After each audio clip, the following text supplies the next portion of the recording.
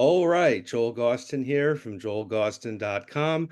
As I continue these New Jersey specific videos I've been doing, including two previous interviews with Adrenalin O.D members, I couldn't keep this going without bringing on my next guest, coming to me today from a very hot Florida, from what I understand, Mr. Dave Scott Schwartzman. How's it going, man? Yeah, it's doing good. Congratulations. You finally got the handsome member of AOD. I've been waiting so long, so long. It is hot here, man. I'm like melting. I think I hit like 200 today. Could fry an egg on my own head. Ugh. Yeah, the weather, man. It's like the twilight zone lately. We're still like in the 40s some days up here in New Hampshire. We had our entire winter season in one day. Mm. Got like almost 3 feet, 200,000 people lost their internet up here for like 3 days, Jeez. you know. So Yeah, that's something at least I don't have to worry about. But yeah, it's pretty brutally hot right now. It's just the beginning of what's going to be a long, hot summer, I'm sure. And I yeah, never know, but going back to New Jersey, I never know what to pack because the weather is just so up and down. It's like at this point, whatever my mom says to pack, I do the opposite because she's always wrong 100% of the time. I go up there with like layers and layers of clothes, and it's in the 90s. right. Right. So, I mean, you're going to be making your return to that area relatively soon, and we'll definitely get into all that as the conversation unfolds. But to kind of give a brief history to the viewer who may be new to what you're doing, you were the longtime drummer for the band Adrenalin O.D, classic New Jersey, I guess we can say punk slash hardcore. Depending on who you ask, it's hardcore, it's punk, it's right in that era.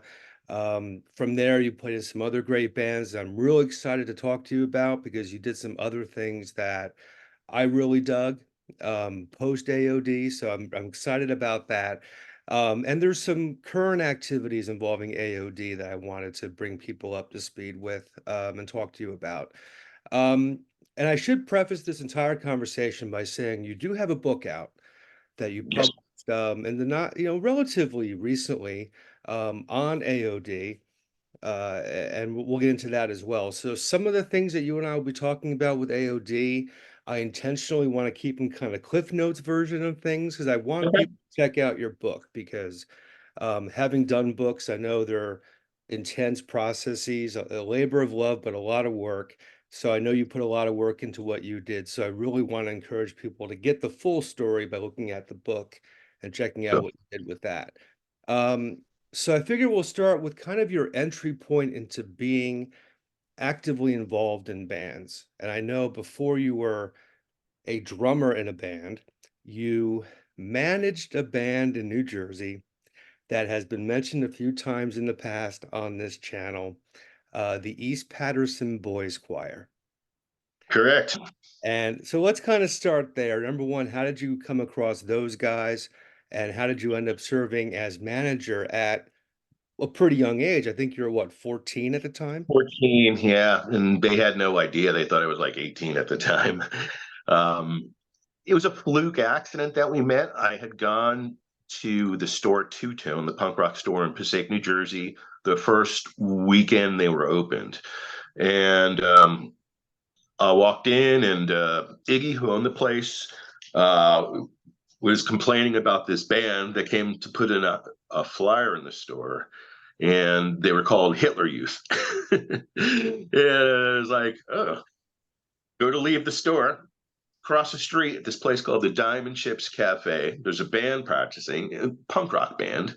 They're doing covers of like Saturday Night by the Bay City Rollers and some New York Doll songs. And I walked in and just sat down and watched him. And, I asked him, is this a concert? And they're like, no, we've got a show coming up that weekend and they're letting us rehearse here. And that lineup was Bruce Wingate on vocals, Tommy Kaprowski on bass, Mikey Putz, who went on to U.S. Plains, and guitar, and Jack Steeples from AOD on drums. And They immediately changed the name. I came up with a name called the Seductors, and they stuck with that for a little bit. Then I had gone off to overnight camp during the summer. When I got back, they had changed their name to the East Patterson Boys Choir and had brought Paul in, and Mikey was gone. So Paul from AOD became their new guitar player, and they got a new drummer. And the band was starting a bit better, and that's when I started to manage them. I booked them into CBGB's and the Show Place in Dover, New Jersey. And it's funny, it's like I still remember sitting in my kitchen in the apartments we used to live in, uh, the cord phone on the wall with the rotary, and I'm trying to make my voice deeper as I'm talking to whoever was booking CBGB. It's like, hello, I'm trying to book a band. They're really big from New Jersey. I don't know if you know about them, but they're called the East Patterson Boys Choir. And they ended up getting like a audition night. I got them a Monday night audition, and I think that was the only time they ever played there. The best show they did was the Clifton City Picnic. That was fun. That was a fun time, and that I think it might have been the last show they did. Weren't around too long. I have a couple recordings of them, like a rehearsal recording, and I've got a live at the show place recording. And they were all young then. They were all learning how to play their instruments. Bruce ended up moving to Waco, Texas, to live with his brother at the time, and that was the end of the band. The band broke up at that point. And me and Paul just started hanging out with each other. And this is around the time that both of us were getting into Black Flag and the Dead Kennedys and Fear and the Circle Jerks and all the stuff that was coming out of Discord Records, like the Teen Idols and SOA and Minor Threat. And we had talked about being in a band, on and off. I was a terrible drummer. I mean, I hadn't really learned to play yet. We had gone to see the Bad Brains and the Stimulators one night, and it was just like, yeah, we got to do this. We have to do this, and we decided to put together a band after that, and that was the very beginning of AOD. Uh, we got Jim Foster from an ad in Aquarian Weekly, and I remember the ad said, "World's fastest punk band looking for guitar player and bass player." We put some of the bands that we were interested in, and we got Jim called rather quickly, and we still didn't have a bass player though, and we wanted to get Jack from the East Patterson Boys Choir, but he hadn't like gotten into the hardcore thing yet. He was still like had one foot in that Johnny Thunders 70s scene, Dead Boys and stuff like that. And then Paul brought him to see Black Flag at the Peppermint Lounge, and Jack saw the energy and the slam dancing. He's like, okay, I'm in. And that's it. We had a band at that point, and we took about 2 months to write songs and practice, sometimes once or twice a week. And our first show was in October of '81 at Battle of the Bands at Clifton High School, my high school. What's interesting about AOD being referred to these days as, super fast band. And it's not like there was a template for you guys to follow at that time. A lot of people said the first Ramones record was fast. Correct. That's what people were thinking was fast music then. You can say Pay to Come was fast, and yes, it was.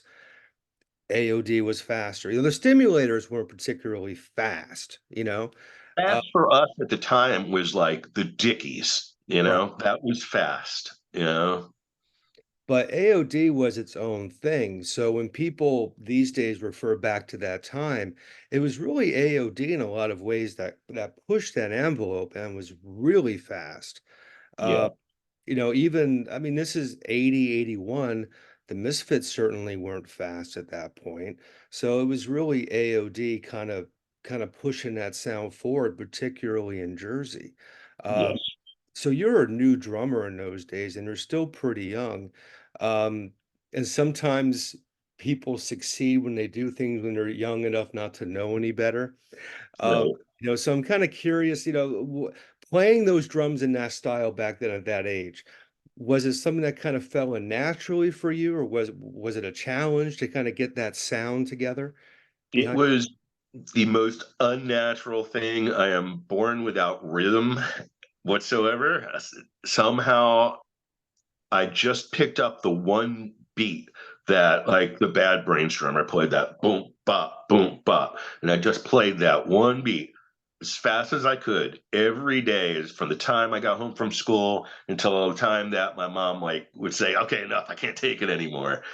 And I had a big pair of drumsticks at the time. I didn't know about drumsticks. I was using snare drum marching sticks, and I'm playing that beat, and I'm getting faster and faster and faster. And at some point, I was fast enough to say, okay, we can put together this band now.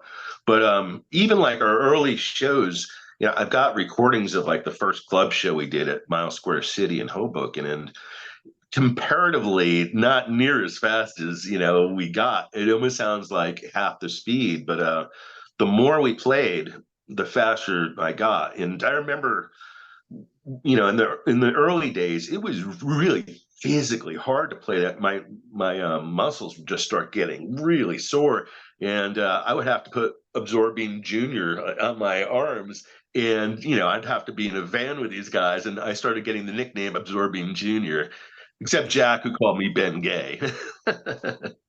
But it was very difficult. Nothing came easy. I mean, you know, I look back on my young self and it was all heart. I really wanted to do it, so I pushed myself to do it. And with AOD, we decided, let's play as fast as we can for as long as we can, and that was our mo. And when you start doing that, and we started playing, like, by like 83, I would say we're playing almost every weekend some of these, on some of these months, especially like when the summers hit. So we just got faster and faster, you know. When I had Jack on in particular, he had talked about the fact that, this is touring in the early 80s. It's not like today you can do an event page and people come. Mhm. So you're out there with a zine and a payphone, figuring out how to do a tour. And because you were on the road in those days, and you started in Jersey, you're going around the country. Yeah. uh, Looking back now, what are some things that stand out for you as far as different scenes in different parts of the country? We know about obviously the California scene, the SST, the Black Flag thing. Are there spots that you experienced in the country that maybe today you feel um, were really strong, that maybe don't get that sort of reverence as some of the bigger scenes did? Yeah, actually, some of the better shows we had were in some of the, smaller Midwestern towns, like Des Moines or Lincoln, Nebraska. Um, I remember playing a place called the Circle A Ranch in Des Moines, Iowa. It was outdoors at night, and no stage. It was generator. I mean, it couldn't have been more DIY, And we were so loud that the neighbors who lived like 3 miles away called the police, and then the show got shut down. Yeah, but places like that, house parties. Some of the house parties we played were pretty incredible. It's like you don't realize so for some of these towns that didn't have a club that would book punk rock, they'd have giant house parties, like hundreds of kids. So that was always fun. And then you had your cities that, like El Paso or Houston, they all have healthy scenes. Portland and Seattle were pretty obvious. But yeah, a lot of those Midwestern, Rust Belt towns, Pittsburgh, places like that, Allentown, you Mm. know, they had hall shows all the time, and it was an easy drive for us, you know. So we would do that a lot. And we were lucky. I mean, one thing about being in a band in New Jersey as opposed to, California or something is, or even Florida, we have so many opportunities to play so many different scenes on a weekend, when, we're off from school or work. So, when I was in high school and, the band was just starting off, when, I got permission to take off Fridays from school and then drive out to like Western Massachusetts and play a college, or DC or Baltimore, Pittsburgh. I think Pittsburgh was probably the first show we ever traveled with Bruce back in '83. But yeah, we were able to hit a lot of different scenes, even without going on a full tour. So that was very beneficial being in this part of the country. Absolutely, and I should mention the T-shirt you're wearing. That's Yeah. for a band called The Violators, Yep. another classic, very early ground floor Jersey band. That was a precursor to US Chaos, if I'm not mistaken, right? Yeah, I know the offshoot band of Chaos, Johnny and the Barflies, had Steve Dornich played guitar, who was a guitar player for the Violators. They were a big influence on me because they were like the first punk band that I knew of in my town. Mm. And I don't know if you've ever seen that photo that made it to like the cover of the single that Steve had put out with the band in front of the gate. Like it's like a black and white shot. They're all in leather jackets. That was shot at my junior high school while I was in homeroom. I'm looking out the window and they look cool as hell to me. They look like Generation X. And I just couldn't take my eyes off them. And it's funny because the singer, Mike Ponzo, lived on my street, but he used to be hippie. He had hair down to his, like, I'd say probably his waist. And then one day he's looking, like Stu Bader's just chopped it all off, spiked it up. But the cool thing about where I lived in Clifton, I lived in garden apartments, and it was across the street from my junior high school. But across the street from the garden apartments was what's called Middle Village, and it was a bunch of stores, and one of them was a place called Hot Bagels, and that bagel shop was like owned by punk rockers, and all punk rockers worked there. So that's where everybody hung out after school. And sometimes you would go there and like Cheetah Chrome would be there. There's rumors that Johnny Thunders was there before. So you never knew what you're going to see, but there was always people hanging there. The Violators guys worked there, so they were always around. But And that's my earliest memories of like punk rock before like I got real into it. absolutely, and this came up in conversation with Amelia when I was doing one of the Pipeline videos. When I got into the 90s pipeline scene, it was all like the Headache Records guys, Armin and Niblick Bane and that whole scene. Yeah, And, it came up that a lot of those guys were career people. They true. had built careers, they were industrious types. And that's such a Jersey thing. And I bring that up in relation to AOD because not only were you guys incredibly prolific in those days, because you're touring, you also had Buy Our Records. A little later, Lenny and Jim got involved in that. And I've had Lenny on the channel. He's a very smart guy, very savvy with a lot of things. So Yeah. you had this group of people, even though Koprowski was part of it too, and somehow it wasn't totally tainted by that, but that's that's a different story. And fuck you, Tommy. But um, it was a hardworking group of people, and AOD did a lot in a short period of time. Um, Like it. oh yes, My Tommy cup. that's gonna be the thumbnail for the video, I think. I'm gonna have to make that There you happen. go. Excellent. Excellent. That's the best moment in the history of this channel, I gotta tell you. I mean, his name comes up on every episode of your podcast, so might as well get the Tommy Cup shown, man. There Yeah, you well, go. that's my media liaison representative because he's hooking me up with quite a few people. Right Um, on. so we joke around, but Tommy's a nice guy. What Uh, an amazing second life he's been given, huh? no shit. And that Morning Noise record, the new one, Yeah, it's good. Yeah, incredible. Yeah. they're doing exactly what you should do. It's like don't rely on the past. So I'm glad that they found out somebody that not only has the reverence and the love of that history of Lodi punk. Dude's talented as hell, looks great. He's social media savvy. You Yeah, couldn't get like a better situation. And look at the great shows you're doing now. You know, yeah, yeah. They played my Legion Hall when I was booking shows in the 90s. Um, I think I was 19 years old at the time. right on. Called Steve and talked him into doing a reunion show. It's where I met Jack Steeples, actually. Okay. I believe Paul as well. Um, but this whole Jersey thing, you guys always put the work in. So eventually AOD builds kind of a national presence, which fast forwarding the story a little bit to the time of the third record with AOD, at least to my ears, it started to become less about that super fast hardcore scene. When Keith, by the time Keith got in the band, you're working with Daniel Ray, the Yes. sound becomes a little more mid-tempo.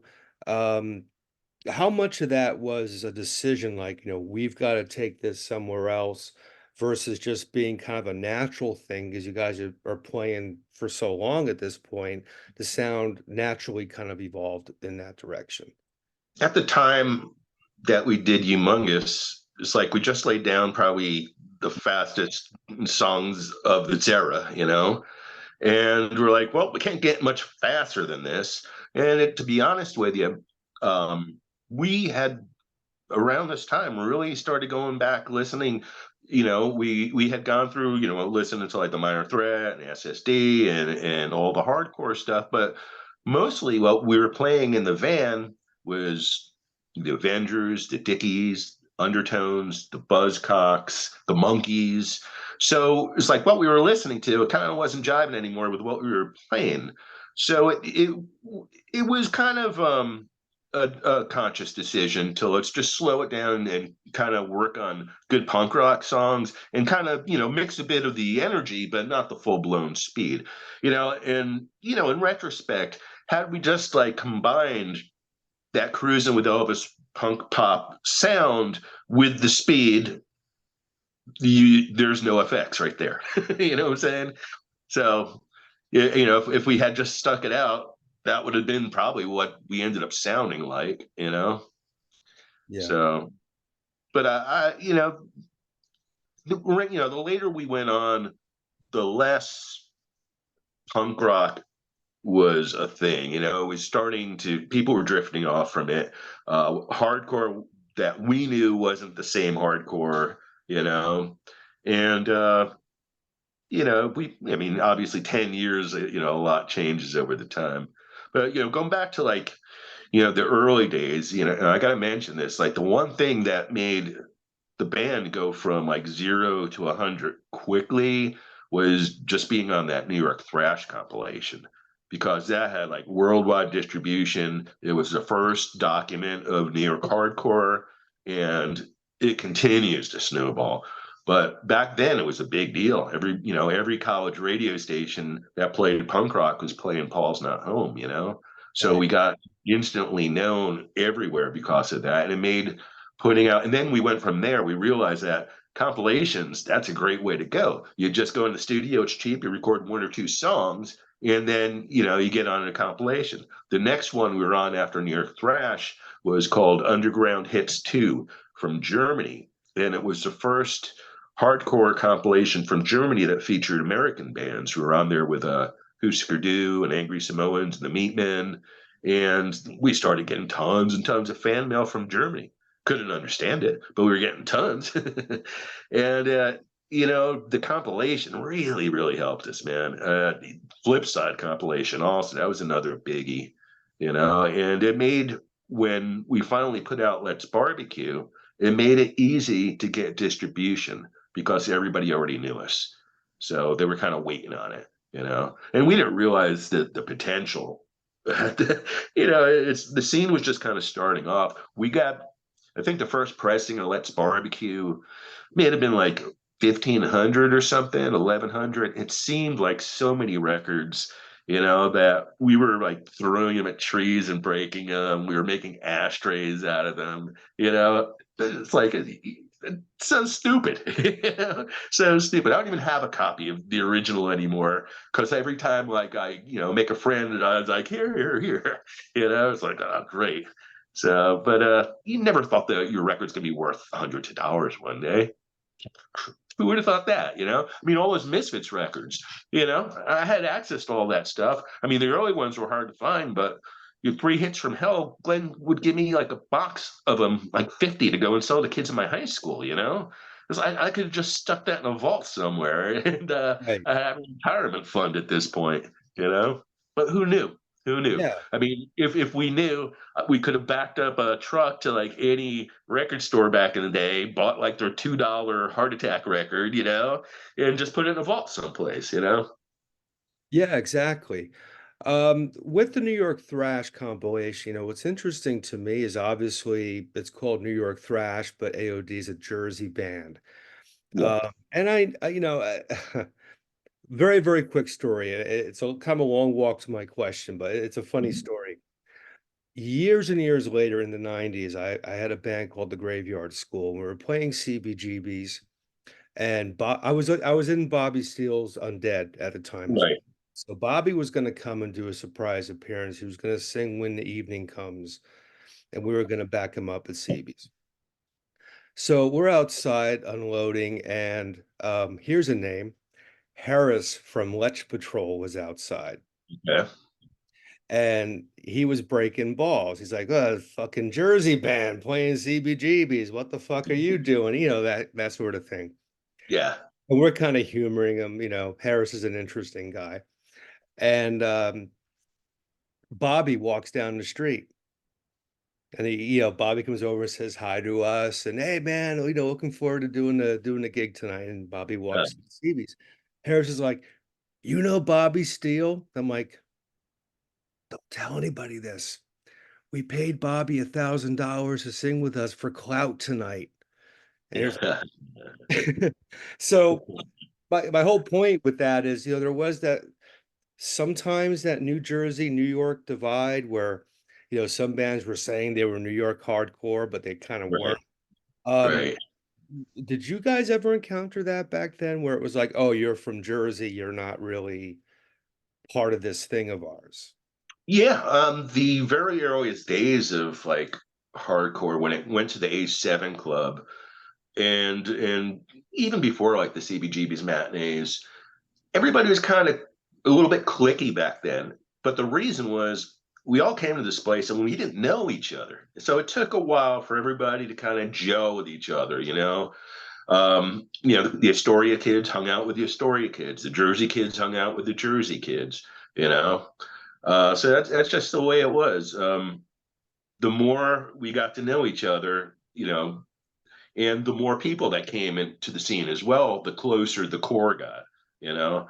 And it's funny, it's like I'm still really good friends with people that I met like at, A7 Club, thanks to Facebook, it's like we're all in touch. But and you were talking about the Jersey, New York thing too. The funny thing was most of the major New York City bands either were from New Jersey or had major members from New Jersey. Like half of Yeah. Agnostic Front was from Jersey. Right. Uh, Billy Milano was from New Jersey. Bobby Steele was from New Jersey.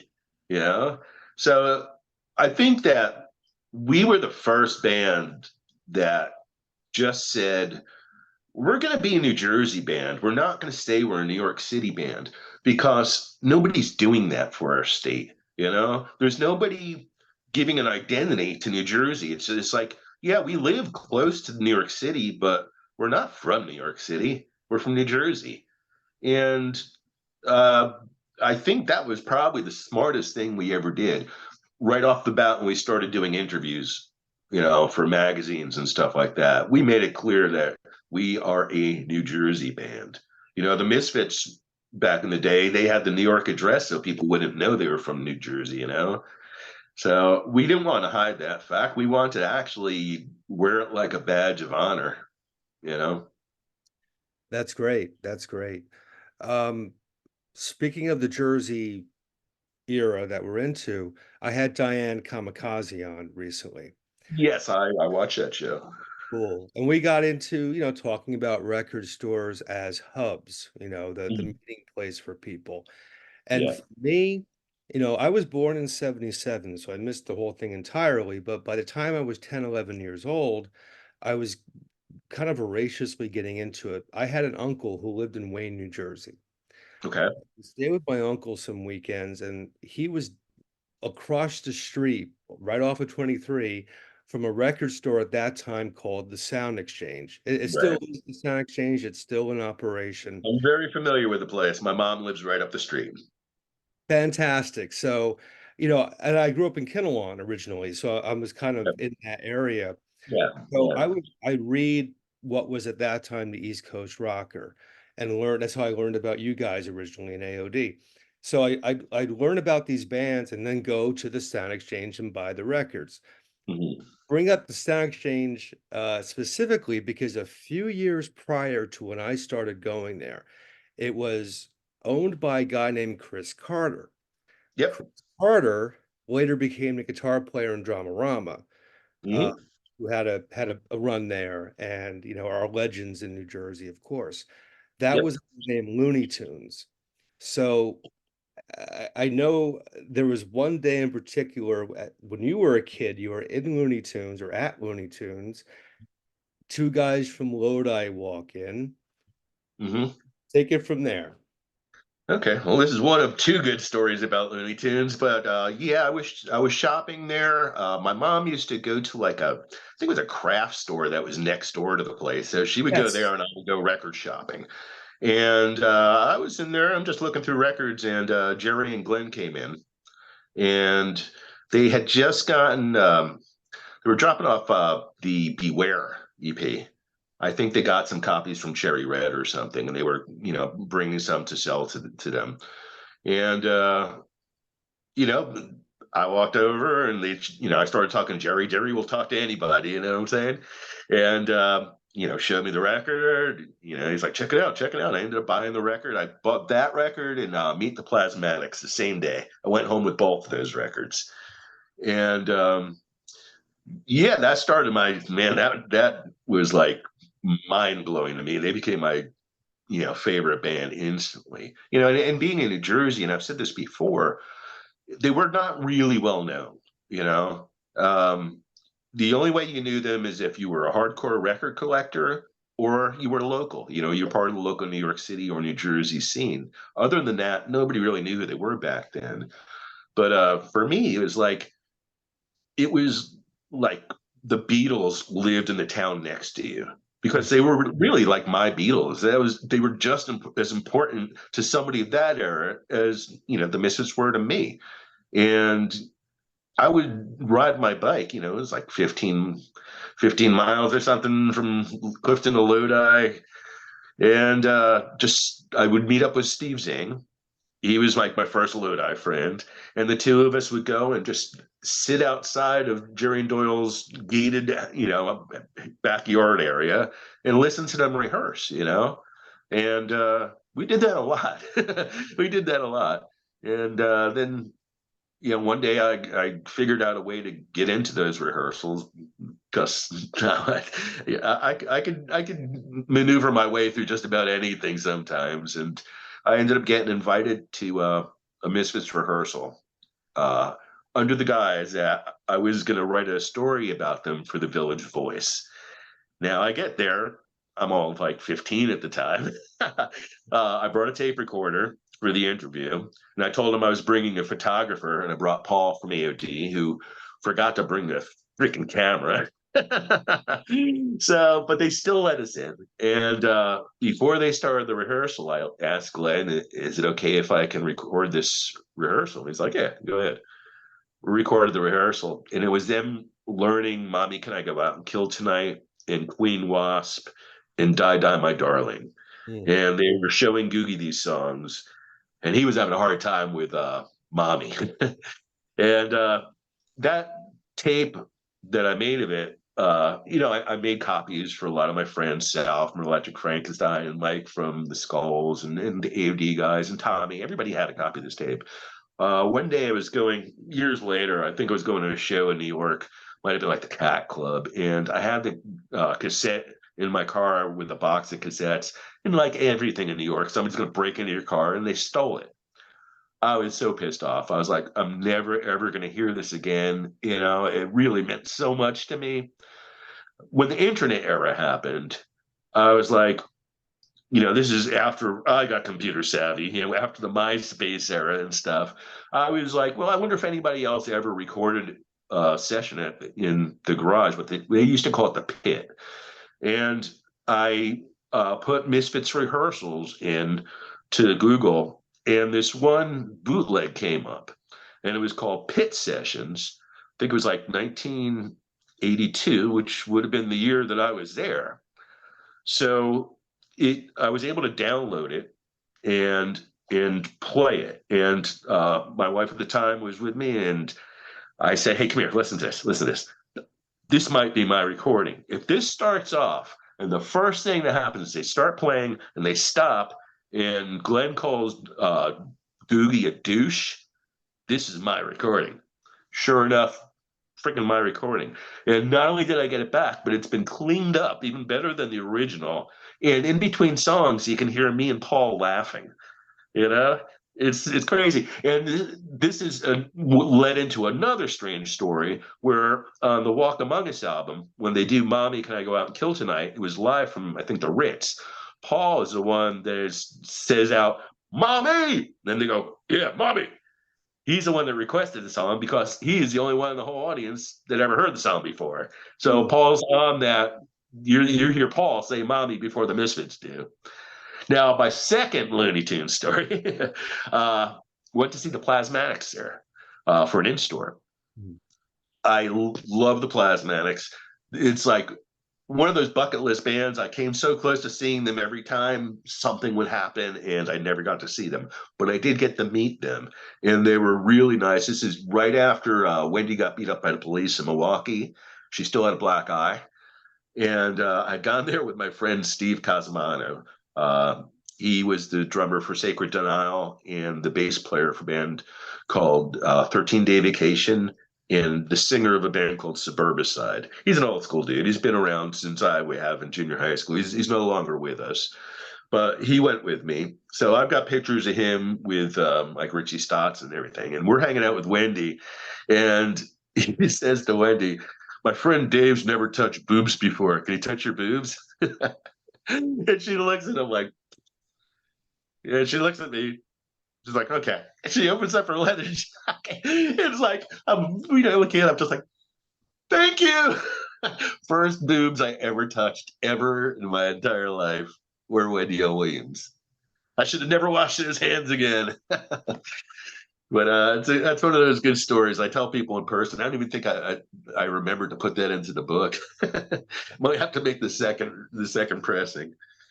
That is fantastic. Yeah, Another name I gotta throw out there from that era, these times, obviously Pleased Youth. yeah, yeah. That was You fun.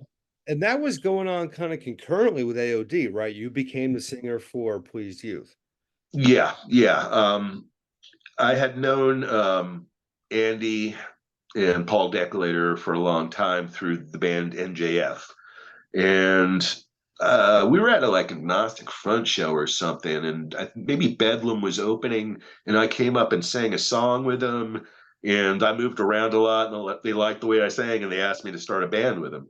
And as long as I didn't have to carry drums at the time, it was like, yeah, sign me up. So that was fun, and I was with them. I don't know, over a year. We did some good shows. We played with Suicidal Tendencies and Butthole Surfers and the Dicks. So we had some really good shows, and it was fun. A lot of tension in that band, though, because Paul Decolator and the guitar player Doug were always butting heads.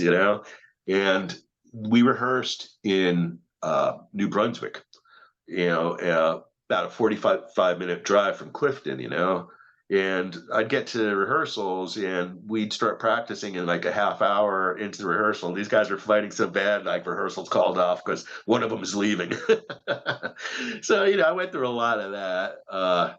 And after a while, Adrenalin O.D.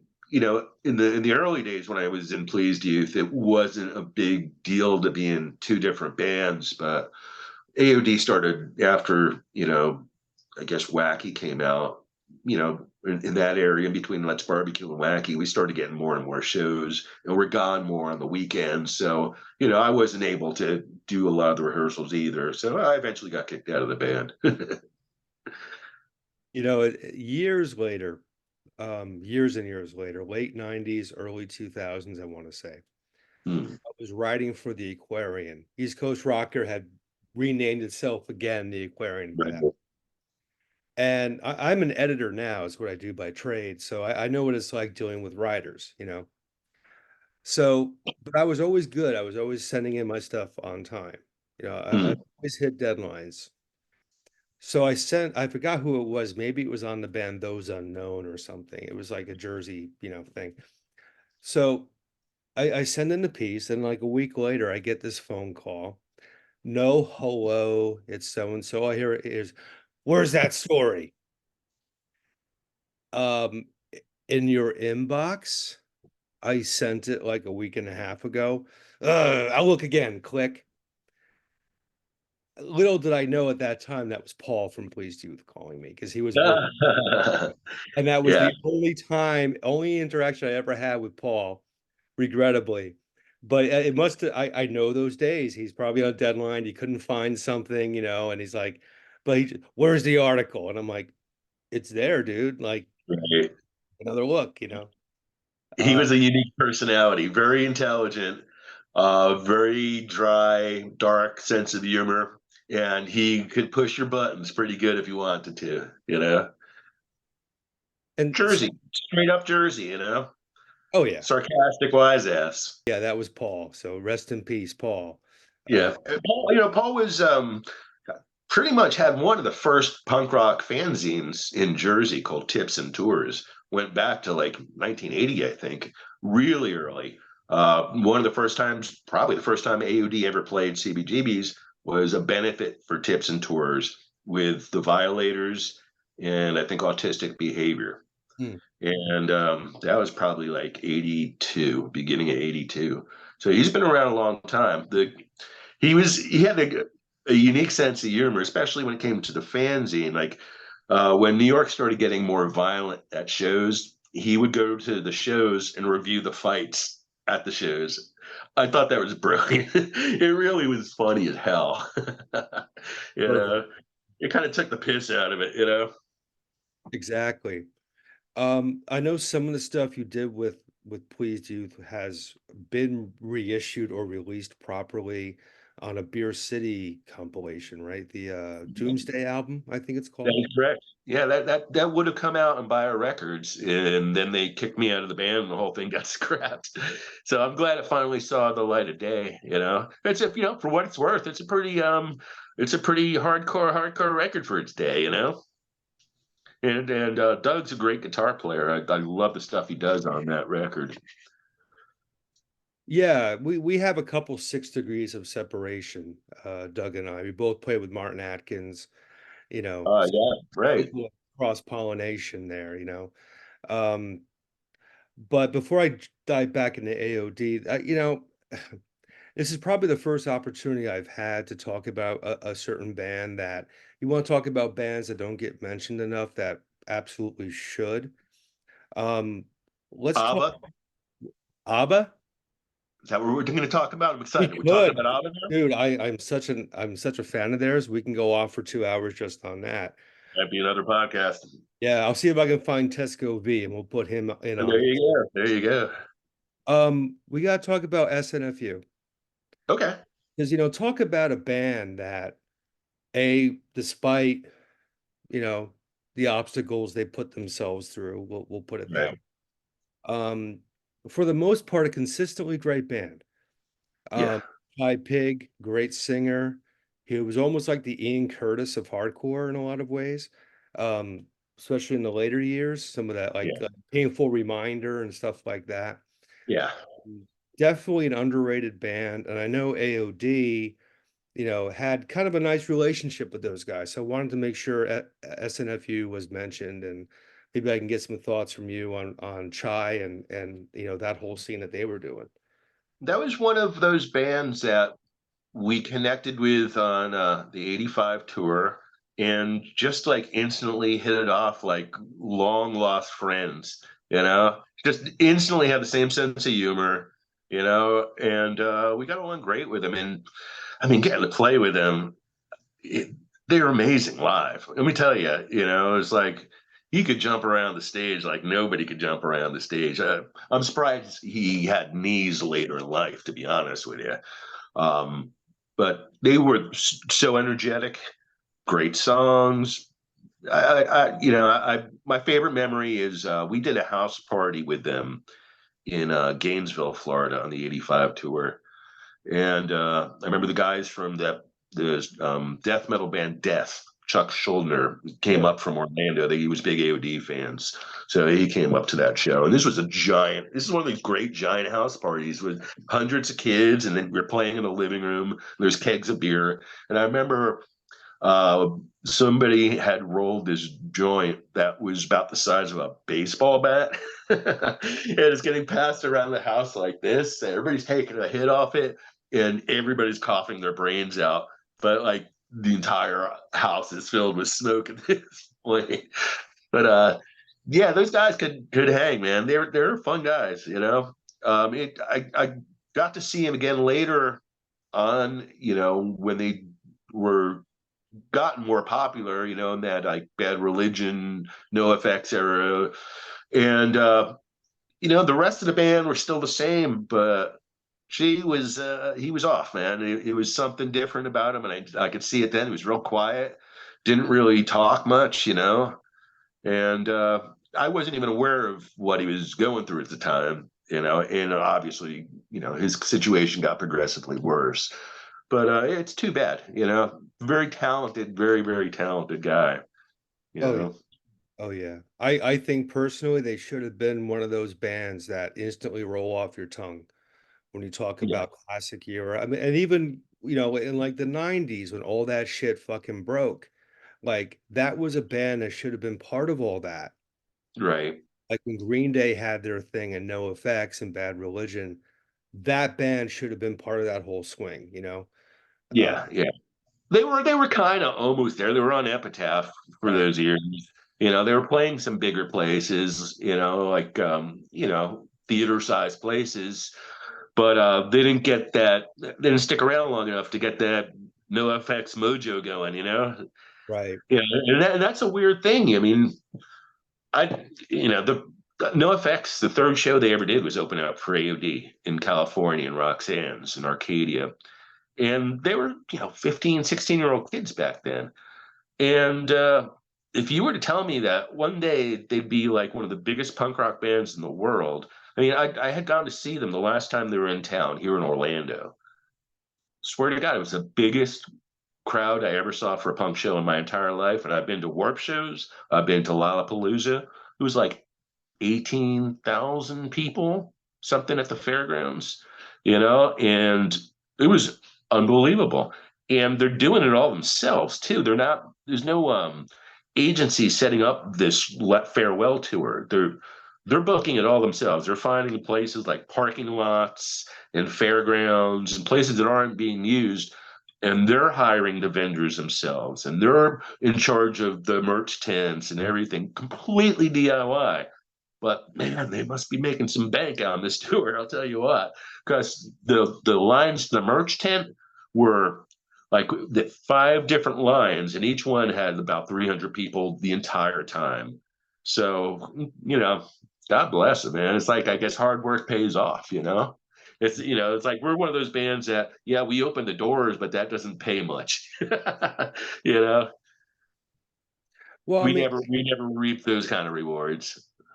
but in a sense, AOD has survived, um, whether or not the band's been active. Obviously there's that classic Fenriz video from Dark Throne. Yeah, that got a lot of attention, oddly, man. Jack White and Gibby did Paul's Not Home. Yeah, So the record's got somewhere. People have heard it. yeah, Can you buy a house on that? Not necessarily, but the point is, it reached the right people. It's if you do good work, the right people are going to hear it. It's right, not always 10 million people. It may be a couple thousand, but it's always going to be the right people who understand where you're coming from. correct. I look at it like this: we had no aspirations of anything when we started this band. We just wanted to play an actual club. That would have been the coolest thing. So the fact that people give a crap about this band and our stuff's still in print, we're still doing shows now is mind blowing to me. Mind blowing. Because it was such an underground thing. It's like playing in a fast band back then to the average person. We were like, oh, white noise, and somehow like that found an audience. And I kind of like being in a somewhat popular underground band rather than a popular, famous band. Because since I moved to Florida, it's a perfect example. I could walk around all the time. I could go to shows, walk past people they don't know. But there's that one person that will like see me wearing an A.O.D. shirt or know, from like will see me like in the a local newspaper when the book came out. And when they meet me, their minds are blown, like they're, meeting Paul McCartney. And it's a Mhm. weird, weird thing, when that happens, and but that's my life. It's like one out of every 1 million people will be really, really fucking impressed that I was an AOD. I went to Jersey, went just to visit my mom one time and walked into a bagel shop, and a guy recognized me and is like, I signed his bagel bag.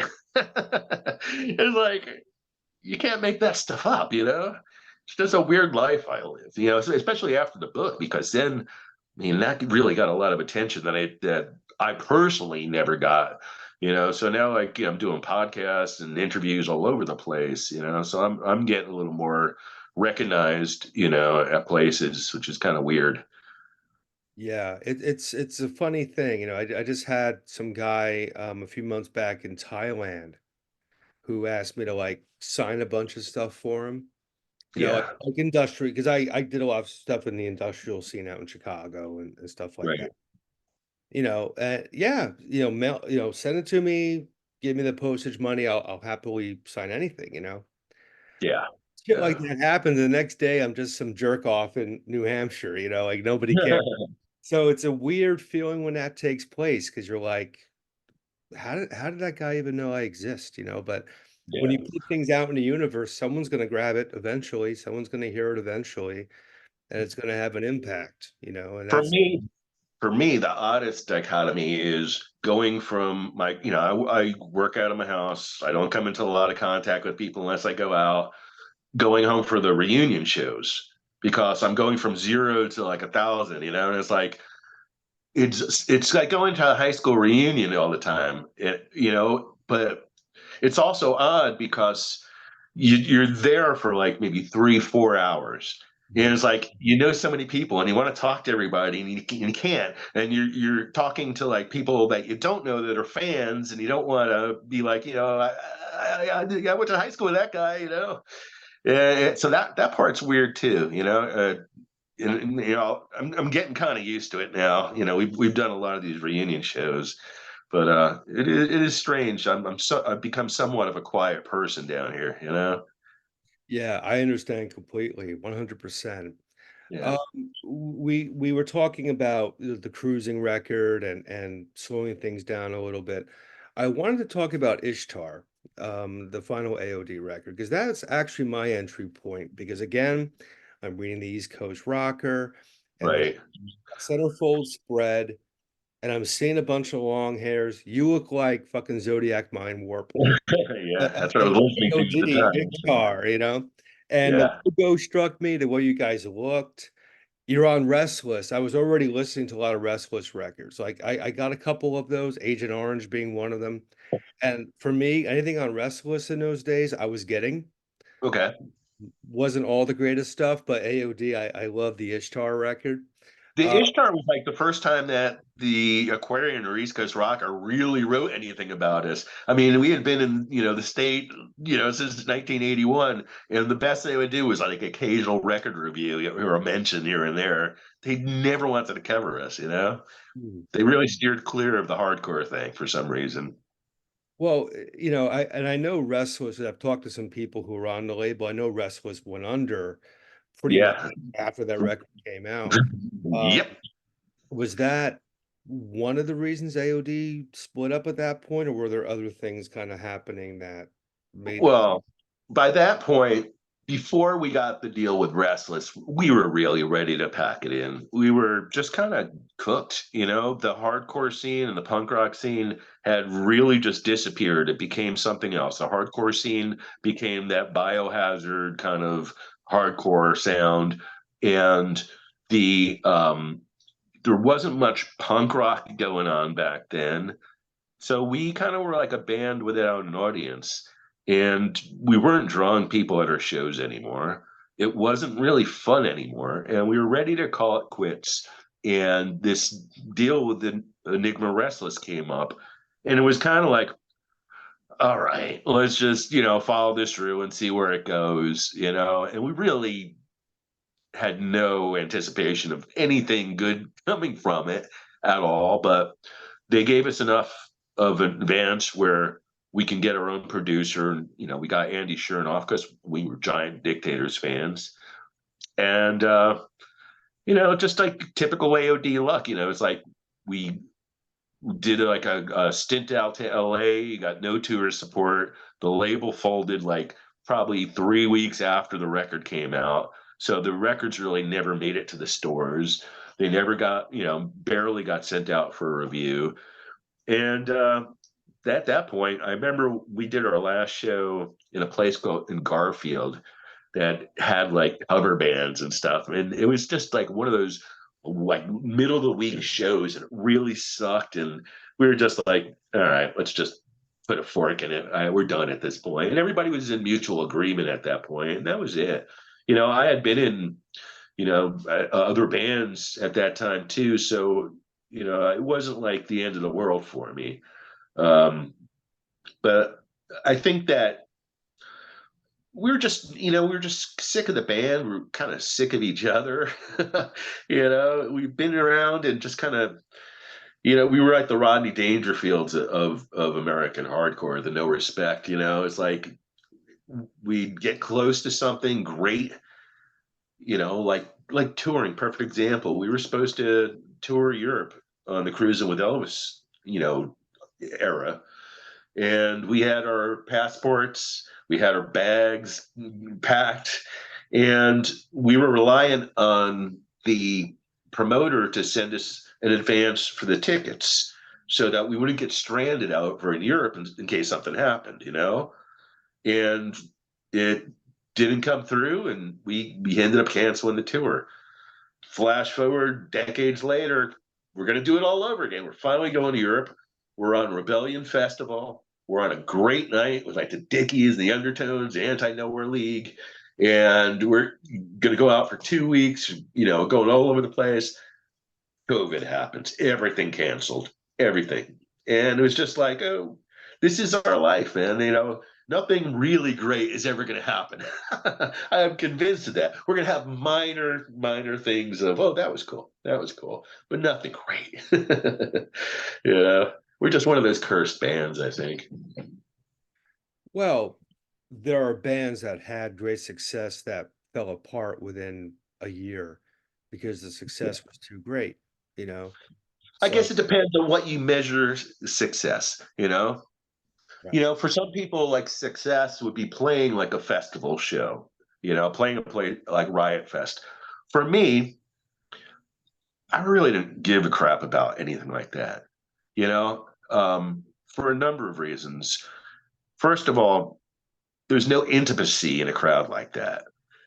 To me, punk rock is, you and the crowd are one, and if you can't feel the energy because you have like a 20-foot barrier with a bunch of giant security guards standing between you, it's a very sterile environment. I was on stage for like NoFX shows and Descendants shows looking out, and it's like, this isn't all it's cracked up to be. Like, everybody thinks that these guys have great lives, but they're in a dressing room most of the time with nobody around them. It's a very sterile environment. They go back to their hotel room. They all look the same. And the only enjoyment they get is like, that 40 minutes to an hour when they're hitting the stage. And then it's like that high crests really quick when you come off. And then, you just kind of linger around and travel. And it's not like the glamorous thing that people really think it is. And I look at, like, if you're going to measure my success is that people know that AOD exists in 2024. That's success for me. I did my job. That's cool. That's cool. We influenced some bands that people like, and people like the band, and you know know who we are. And I like the fact that the one thing we're known for was just being fun, in a time that was very serious, you know. So that's it. That's it for me. That's a good, notch in my belt. That if we're gonna do anything in the world of punk and leave a mark of any kind, it's that people have a smile if they listen to our records. They're Yeah. not going to feel, you can get your anger out. We got songs like Fuck the Neighbors that you can definitely get your anger out. But for the most part, we're four funny guys from New Jersey, that were just trying to have fun. We weren't serious. Yeah. Yeah. Well, I mean, look, it's persevered. I mean, we're what, 45 years into this almost? Don't remind me. Yeah, But I mean, look, crazy. how many bands can do that really? You know, Well, very listen, we're talking about like starting off with the goal of being the world's fastest band. You know, that's great when you're 15, but 59-year-old Dave wants to go back in a hot tub time machine and just slap the shit out of young Dave and go, slow it the fuck down. Because this stuff is hard to do at my age. It's like yeah. really getting difficult. I have to start, physically training like 3.5 months before these shows, or I'm gonna die on stage. I'll be that guy that everybody like he spreads around on YouTube. Hey, did you see that dude die on stage? Cool, man. That'll be the viral moment. It's like, oh, but I Then you really have guys to. will get the Grammy then, the posthumous But that's really, I have to really work at this now. It's not like doesn't come easy. When you don't play these songs for even 2 years. It's been 2 years since the last reunion show. I went to start up again. It's like starting from scratch. It felt like I had bowling balls attached to my arms.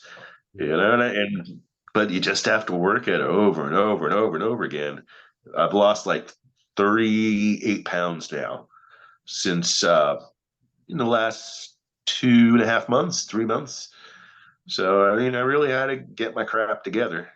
But that's the thing. It's like we've decided that if we're going to do these reunion shows, we're not going to do it half-assed. We've done some of those already, and I don't want to do that again. I think the last batch that we did with Jim Foster was pretty good considering. We had I think two rehearsals in 40 something years with that guy.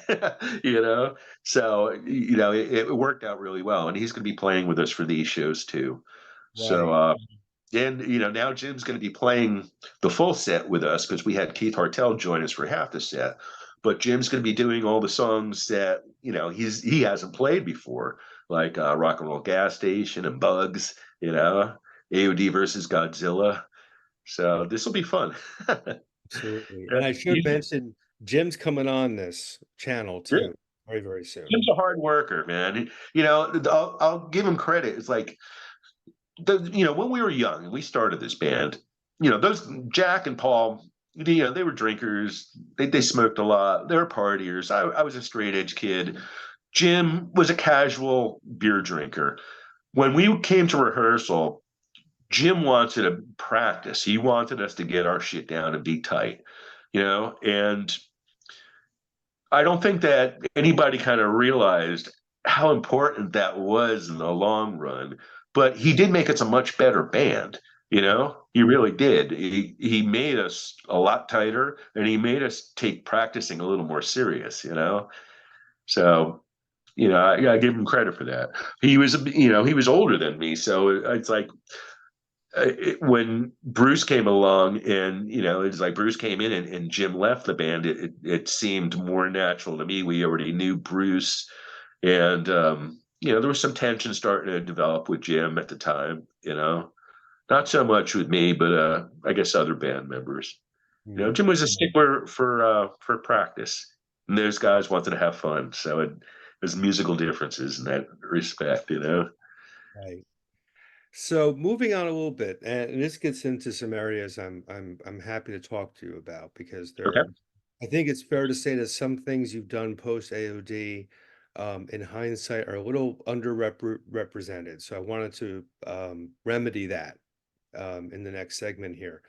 Okay. Um, was Grimelord the first band out of the gate after AOD called And it? Please Youth. Well, originally I also was a singer for Sacred Denial. Not a lot of people know that, but I was one of the first singers right before Janus joined the band. Hmm. And I actually did a popular local cable TV show in New Jersey called The Tom Sullivan Show.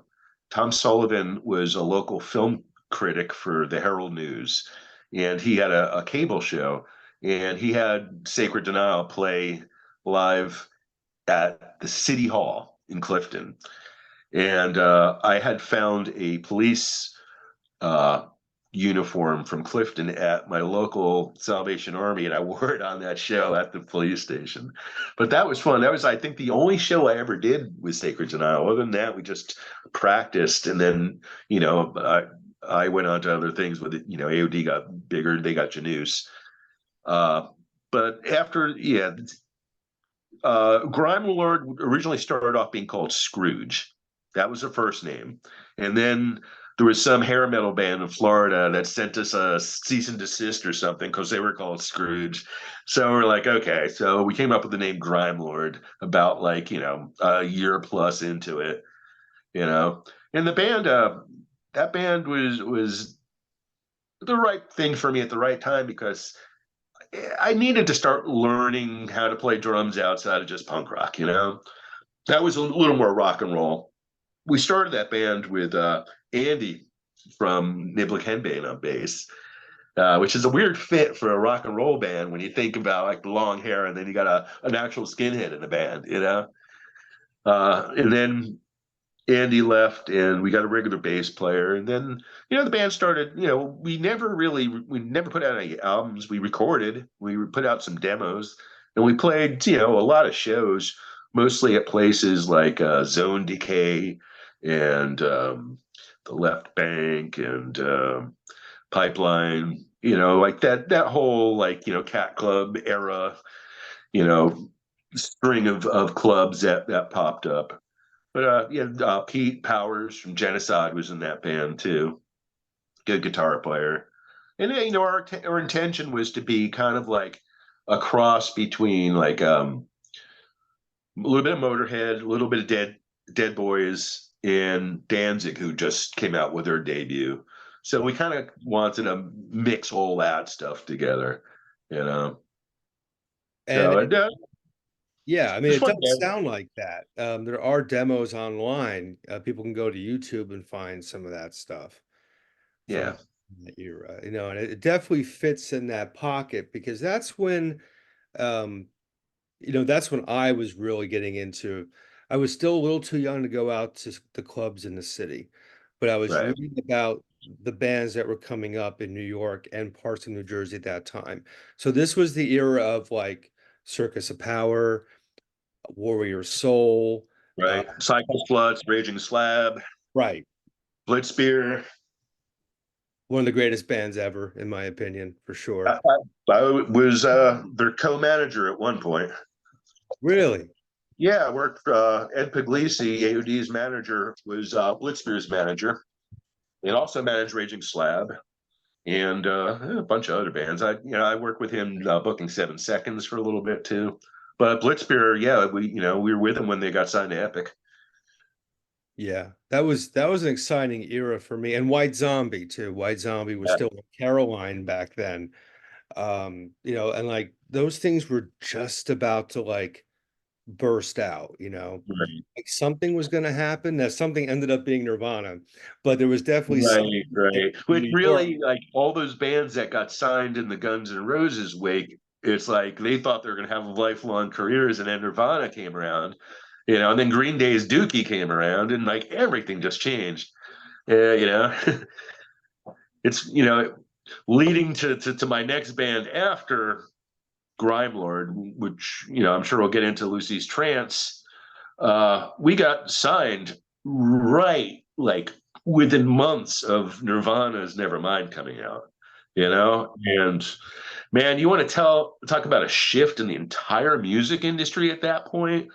Nobody wanted to touch anything rock and roll, you know. Everything had to be like grunge or like Nirvana at that time, Yeah, it made such a huge impact, you know.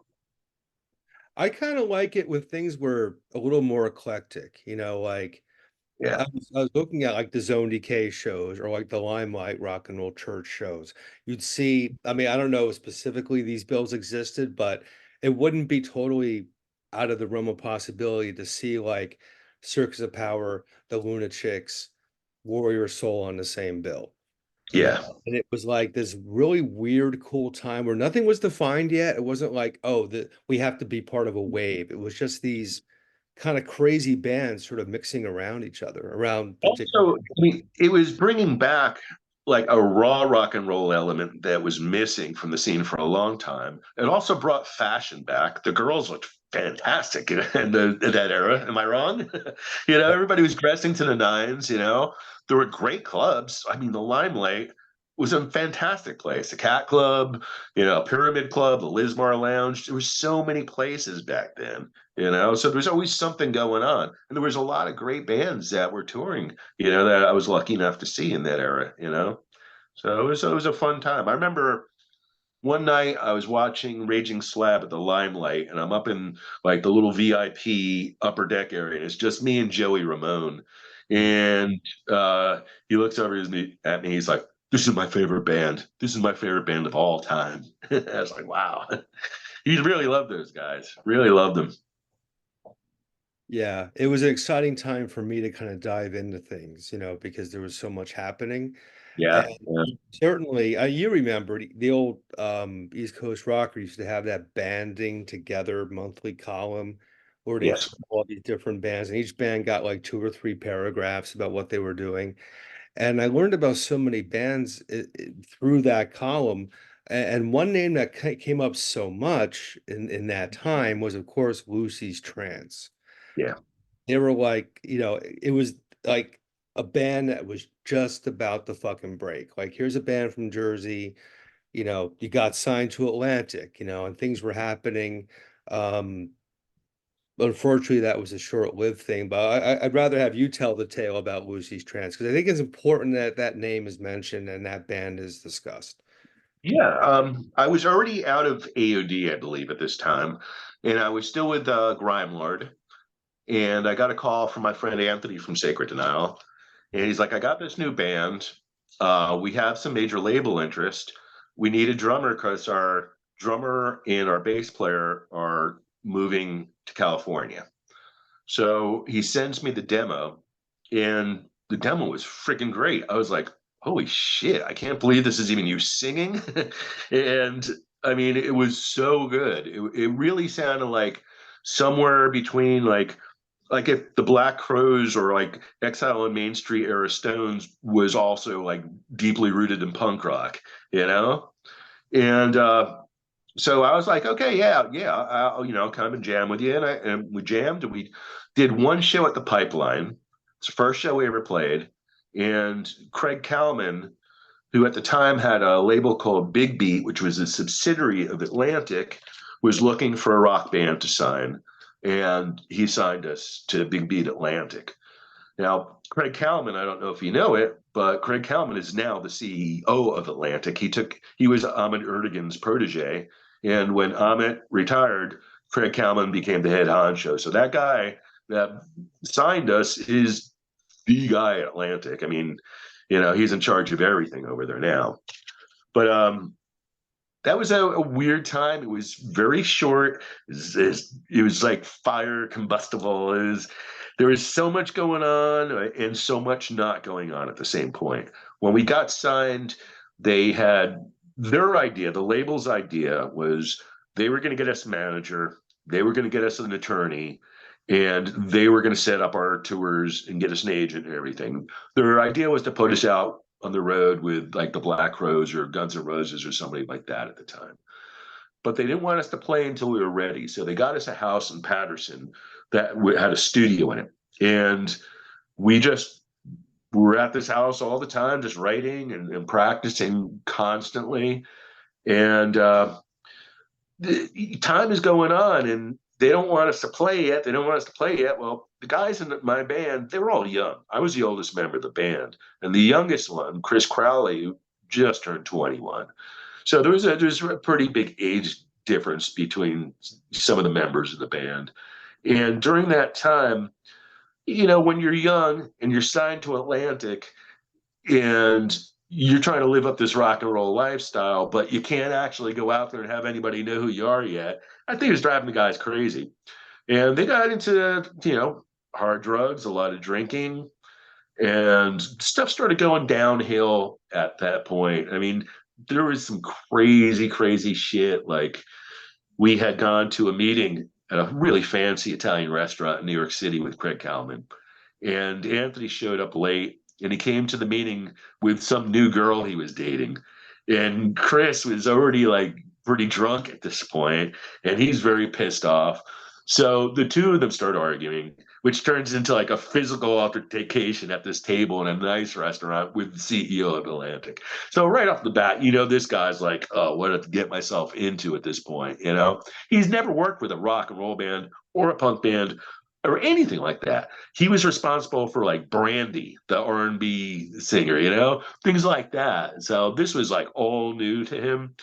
And I remember they assigned like this one girl from the label to be our style coordinator, and she's trying to get us to look like Bon Jovi, and everybody in the band is like, yeah, right, here's your Bon Jovi. So we were like disagreeable at every turn. The one, fun memory I have from that whole time was they let us go to Sam Ash in New Jersey with the Atlantic Records credit card to buy equipment. And of course, everybody went ape shit. I walk in, it's like the first thing I ask the guy is, what's the most expensive drums you got? you know? So, we're already like spending up money. Then we decided like, listen, it's really not in our best interest to have the label pick out an attorney and a manager for us. So we went out and we got a real attorney, Jonathan Blank, who is the attorney for CNC Music Factory, Hmm. further pissed off the label. So now they're not loving us anymore.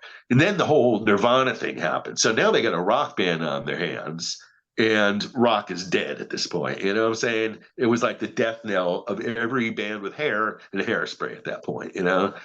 So we had started doing shows on our own because we were thinking like, no matter how much we practice, we need live chops, man. It's like we can't just go out on a tour and not play. So we started booking tour shows on our own. We played the Ritz in New York. We played some decent shows, Pipeline, and further alienated ourselves from the label. And then Chris got really bad into hard drugs. Him and our bass player, and Chris overdosed, died, 21 years old. Uh, Horrible situation. We're at his funeral, and we get a bouquet. There was a bouquet of flowers delivered to the funeral service with a letter that said, "We're sorry to hear about the passing of Chris Crowley. Our sincerest condolences. However, you've now breached your contract with Atlantic Records with a leaving member clause, and we're choosing to let you go at this point. So we're at the dude's funeral, and we get dropped from the label at the funeral. I mean, that was pretty cold. We still have that letter to this day. It's like you could have waited a day. you know, it's just, but that shows you, is like, man, but had we stayed with the label anyway, nothing would have happened. They wouldn't have put anything into us, and we would have gone on to nothing. So that band just wasn't really meant to be. They had some good songs. Maybe someday some better band will cover a song, and people will know the name. But yeah, at that point when the band broke up and Chris passed away, we tried to save the band. We brought in Keith Hartel. First, we brought in Paul from AOD, and that didn't work out. But then we brought in Keith Hartel, and it kind of changed the sound and dimension of the band. And then the label was like, okay, well, like maybe we'll keep you on, but now you have to get rid of Anthony because we don't like the way he sings anymore. So Mm. now we had to like make a decision. Like, do we go on with this band that this guy started with no original members left in it, you know? And it was just a mess. It was just a mess. And when the band split up, it was about that time that I had the offer to my business was moving to Florida, and I had the opportunity to go.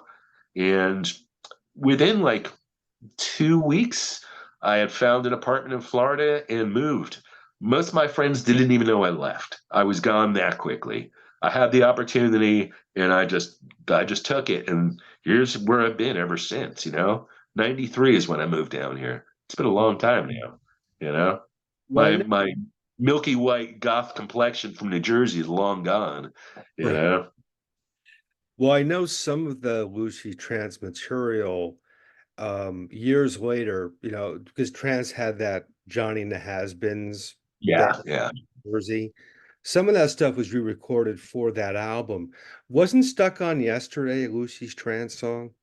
Yeah, actually, it's funny because Anthony took credit for that, and the Johnny and the Has-Beens, but Chris Crowley wrote the music and I wrote the words. That was the two of us that wrote that song. Yeah, So that was one of our better songs. I like that one. yeah, yeah, and I got to know Trance a little later because he started booking at the Pipeline. Yeah, Is the era of very that. sore spot for me because that was my best friend. That was my best friend in life. I've known him since eighth grade, ninth grade. You know, uh, we always hung out. He brought me into that band, and then we got even tighter. Then when the band broke up, we got even closer. And when I moved to Florida, he was like the only person from Jersey that would regularly call me and just check in, because that's the way he was.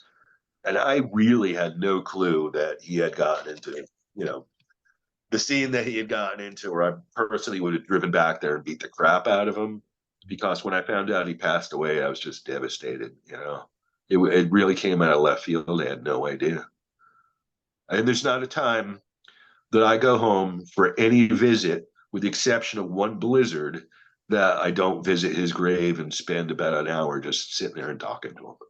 Mm. You know, but it's I'll show you this. Nobody sees this anymore. Yeah, my Lucy Trance tattoo. It's the one tattoo I ever got in my entire life. I said, if the band ever gets signed, I'll get it tattooed, and I got this tattoo. Diane is the one that did this tattoo. When Mm. she first opened up, was it Power Station? What was the name of her shop? Powerhouse. Powerhouse. Powerhouse. Yep, she did that herself. So yeah, that's one of those. If I'm taking a shower Sunday or look in the mirror, I'll remember the band. Yeah, with Anthony, look, he was a promoter, okay? Yeah, I was a promoter a bit in the 90s too. Ended up working with Jerry and Doyle actually for a bit. But when you're a promoter, you're always hated, right? It's always fuck that guy because he's the right, promoter. You can never be he's always the enemy no matter what. right. You Um, and I knew Anthony is the guy you would talk to as you were dealing with money at the pipeline. Yeah, Always a crowd. So it was always like this guy who'd pop in and then pop out. There was like never a real connection. I was at Connections one night because I was going to school close to Connections at the time. And I think it was like the Subterraneans or somebody was playing, just Mhm. somewhere to go on a Saturday. Right. And it was, it was a kind of a quieter night and Anthony's at the bar and I'm like, oh shit, it's Anthony Trance. Sat down next to him. Like, hey man, what's going on? And he and I had not only a great conversation, but the only conversation we ever really had that wasn't about business. Right. We're walking away. I'm like, damn, this guy's actually really goddamn cool. Like he's actually a really nice guy when he's, not dealing with the whole thing. Right. I think it was maybe a couple weeks later he had passed, So I'm Yeah. glad that you had that time. Heartbreaking, man. Heartbreaking. I mean, that's one person that, you think that when you have a friend that close, you just expect them to be there for the rest of you growing up, and that you're always going to, bounce things off them. And I don't have that anymore. And it's sad. It's one of the things in my life that is cuts the deepest, I would say, to this day. Well, we'll get off this topic quickly, I assure you. One last question I had is, it's been a long time. Any chance of any of that material coming out in any way or, you know, The recordings that we had were never properly mixed, so I don't think there's much we could do with them. Um, the only thing I keep saying is that they're, should sell the songs to like a band like Buck Cherry or something. yeah, oh yeah. Because work in that kind of capacity. But yeah, I don't know. And technically Atlantic Records owned those songs, although they dropped us and a long time has gone. I don't think they care anymore. you know. Yeah, yeah. Yeah, it's a shame, Yeah, I wish we had a good recording. I've got some videos. I've got some decent videos. The one thing that made that band a little bit different was we had professional girl background singers, 2 to 3 per show at a time. And it kind of worked out really well. We ended up coming off more like a old-fashioned rock and roll review than a modern, rock band of that time. And that kind of, I like that kind of vibe to it. And the songs worked out really well with the girls singing the background on it. I listened to some of the demos, and it's like, man, I wish that stuff came out, and I wish it came out in the right time because that band probably could have done something. Obviously the same, Craig Howman signed the band on the strength of the demo. So you knew the songs were pretty good. Yeah, yeah. Um, Over the years in Florida, you've done a, a few other bands as well. Um, One I want to mention in particular because the world is a very small place in a lot of ways as far as different histories and scenes. Yeah. Um, I came up in Jersey, but I also have a lot of ties to Chicago.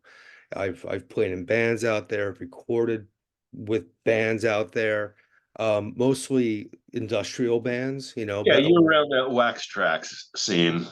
yeah, exactly. And a lot of those guys are guys who came up in Chicago's punk and hardcore scene. There's a Did lot it, of it was like Al Jorgensen, right? yeah, Didn't he come out of like Chicago? yeah, yeah, yeah. And a lot of that was kind of Chicago had its own hardcore and punk scenes, and a lot of the people who became more of the industrial guys, they Yeah. all kind of came up around the same time. So when I talk to guys today in Chicago about, what was your hardcore scene like, you know, names were brought up like Strike Under, Rights of the Accused, and Yeah. Negative Element. And I bring Right. up Negative Element because you and Chopper from Negative Element in Florida had a band together called the Rondos. Yes. Yes. That's a So small world, indeed. I met Chopper Steppy when we were on tour in 1984, our first tour. We were playing Chicago, and we were staying with his friend Anthony from Rights of the Accused. Chopper was his best friend, and What I remember to this day about the two of them was they were showing AOD how to light your farts on fire. And they would curl themselves up with their feet up and a lighter, and they would, to us, this was like fascinating. This was like our kind of entertainment. So that and the fact that the guy's name is Chopper Steppy, you don't ever forget anything like that. Flash forward many years later, I'm down here in Florida. I'm at a house party. I was in a band called the F Pipes, and we are playing a house party. And this is going back to like when all the punk rock stuff is just starting to bubble up again, and house parties are a real thing again. And this was a crazy ass house party, just beer flying everywhere, you know? And I'm in the bedroom with some of the guys in my band, and Chopper sitting on the bed, and we start talking, and neither of us recognized each other, but you know, he something came up about like hardcore, and I said, "Oh, I used to be in a band called AOD." And he looks at me, he's like, "Holy shit, dude!" And I was like, "What?" He's like, "I'm Chopper. Do you remember like hanging out with me and Anthony in Chicago?" And I was like, "Oh my god, dude! He's the dude that lit his farts on fire. Holy shit." And it was just such a weird coincidence that, I mean, not only did we just run into each other randomly, like neither of us were wearing a band shirt or anything that I did. We just happened to be at this party in the same room and struck up a conversation. And, you know, that led to the band, the Rondos. And I'll be honest with you, one of the best bands, if not the best band I've ever been in. I mean, if I had a dream band, that was it. That was my kind of music. We were old school, like 77 power pop punk. Nothing like what people call power pop now, like Newfound Glory or any of that crap. We sounded like the Buzzcocks and the Undertones and the Dickies. That was like right down the middle. And we had a good singer. Chopper wrote great songs. Everybody was a really solid player in that band, and the songs were great. Loved playing with that band. Yeah, meeting up with Chopper was fun. Yeah, that was an odd time. But like everything in my life is like there's ups and there's crazy downs. And there our guitar player in the Rondos, his name was Ralph Amaduri. He was one of these people that's been in bands in the Orlando area for 30 something years. Everybody knows him. He's been in every band. And a friend of his had a gig in Lake Wales, Florida, I think it was, and their guitar player couldn't make it. They asked if he could fill in. So he's like, sure. He does a show. In between sets, the band's out back in a back alley taking a cigarette break, and some guy comes up and robs them at gunpoint. And a guy from the club that was in the club comes out and he sees what's going on and he tries to be the hero and scare the guy away. And the guy ended up shooting and murdering Ralph, and he shot him in the head and killed him. So, I mean, that, you know, again, it's like, you know, I got these crazy ups and these crazy downs, and it's like great band is now never going to play again. And we ended up doing, uh, because Ralph was so popular in my city, they ended up doing something called Ralph Fest to make enough money to cover his funeral costs and everything. And it turned out to be a pretty big event. They closed off like most of the downtown major streets.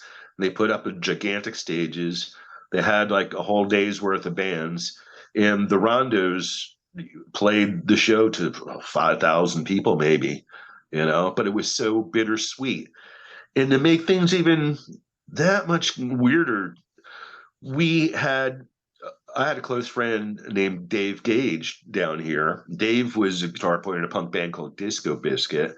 And when we got this gig to do the Ralph Fest show, we brought him in to take Ralph's part on guitar. And the show went off great. And if I recommend anybody who wants to watch it, look up the Rondos on YouTube, and you could see Ralph Fest. You could see the entire performance. You know, it was a cool event. But I think maybe less than a year later, Dave Gage gets cancer and he passes away. So it's just like, yeah, I mean, this is the thing with AOD, man. we're like the funniest guys, but we've got this really long trail of the dead. And it's always been something that I think has affected our psyche over time, you know. Each member's a little quieter than they used to be. I think that has a lot to do with it, you know. Um, it's just one of those weird things. It's like we really, you know, my mom, she's in her 80s now, you know, and she lives in a retirement village, and I have more dead friends than she has, you know. And I probably could say that by the time I was 40, you know, because the lifespan of punk rockers, especially the ones from the New York City area, our area, it's not that long, you know. It's not that long, and we peel away here all the time, you know. It's like so many people have passed away that I start forgetting that some people were dead, you know, like Rhino from Bedlam, or Mike Mindless from the Skulls, you know. It's just boom, boom, boom. But this is getting old too. This is not going to turn it's the clock back, you know. It is what it is. But we started off early on knowing a lot of, you know, really close people to us that passed away, you know, including Paul's wife. That was a really hard thing for us. One of our best friends, you know. I mean, as somebody that's been there our whole lives, you know, and you just don't expect things like this to happen, you know. But life throws you curveballs, man, and you just get. I've learned how to float, you know. You just float. It's like you're gonna have waves, but you're not gonna drown. It's gonna suck, but you just float through it and you get to a better place eventually, you know. I think that for me, having, you know, the book became like something for me to focus on, take my mind off a lot of that crap end of things that have happened, you know. So I've always been a funny person, and you know, my biggest joy in life is making other people laugh. So getting the opportunity to do that, you know, and I've done stand up too, you know, and I didn't really care for it that much. I liked being able to write comedy better than performing it. And I am comfortable on stage with AOD, you know. Getting on stage in front of a bunch of strangers and doing rehearsed material wasn't my cup of tea. And I did it a lot until I got it right. And I did so many like open mic nights. It sucked. You know, couldn't find my voice. You know, at first, you know, I'm trying to be like Dice, you know, and then, you know, it's like finally I just like, you know, just talk about your own experiences and make them funny and make them short. And that's pretty much the last show I did. I had a friend that was booking a uh, a comedy and music night, and they had a Black Flag tribute band and comedians, and the place was packed. And he gave me the last slot, which was the best slot. And it was like the one time I totally killed it. I went home like a complete high. I got home and I was like, okay, I'm done with this. I'm done with this. I did it. I'm done with this. I did exactly what I wanted to do. I made an entire room of people that don't know who the hell I am laugh. And that was it. I never did stand up again. You know, that was it. Well, let's bring people up to speed with some things happening very, very soon. Yep. There are three upcoming AOD reunion shows.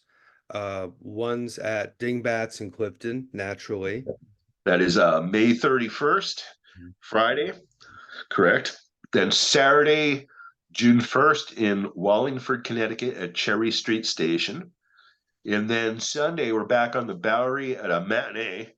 And this is a free show. So if you can't make it to this, people, you really got some problems, all right? Free show on the Bowery, afternoon, you know, come on out. It should be fun. And Yes. then that's it.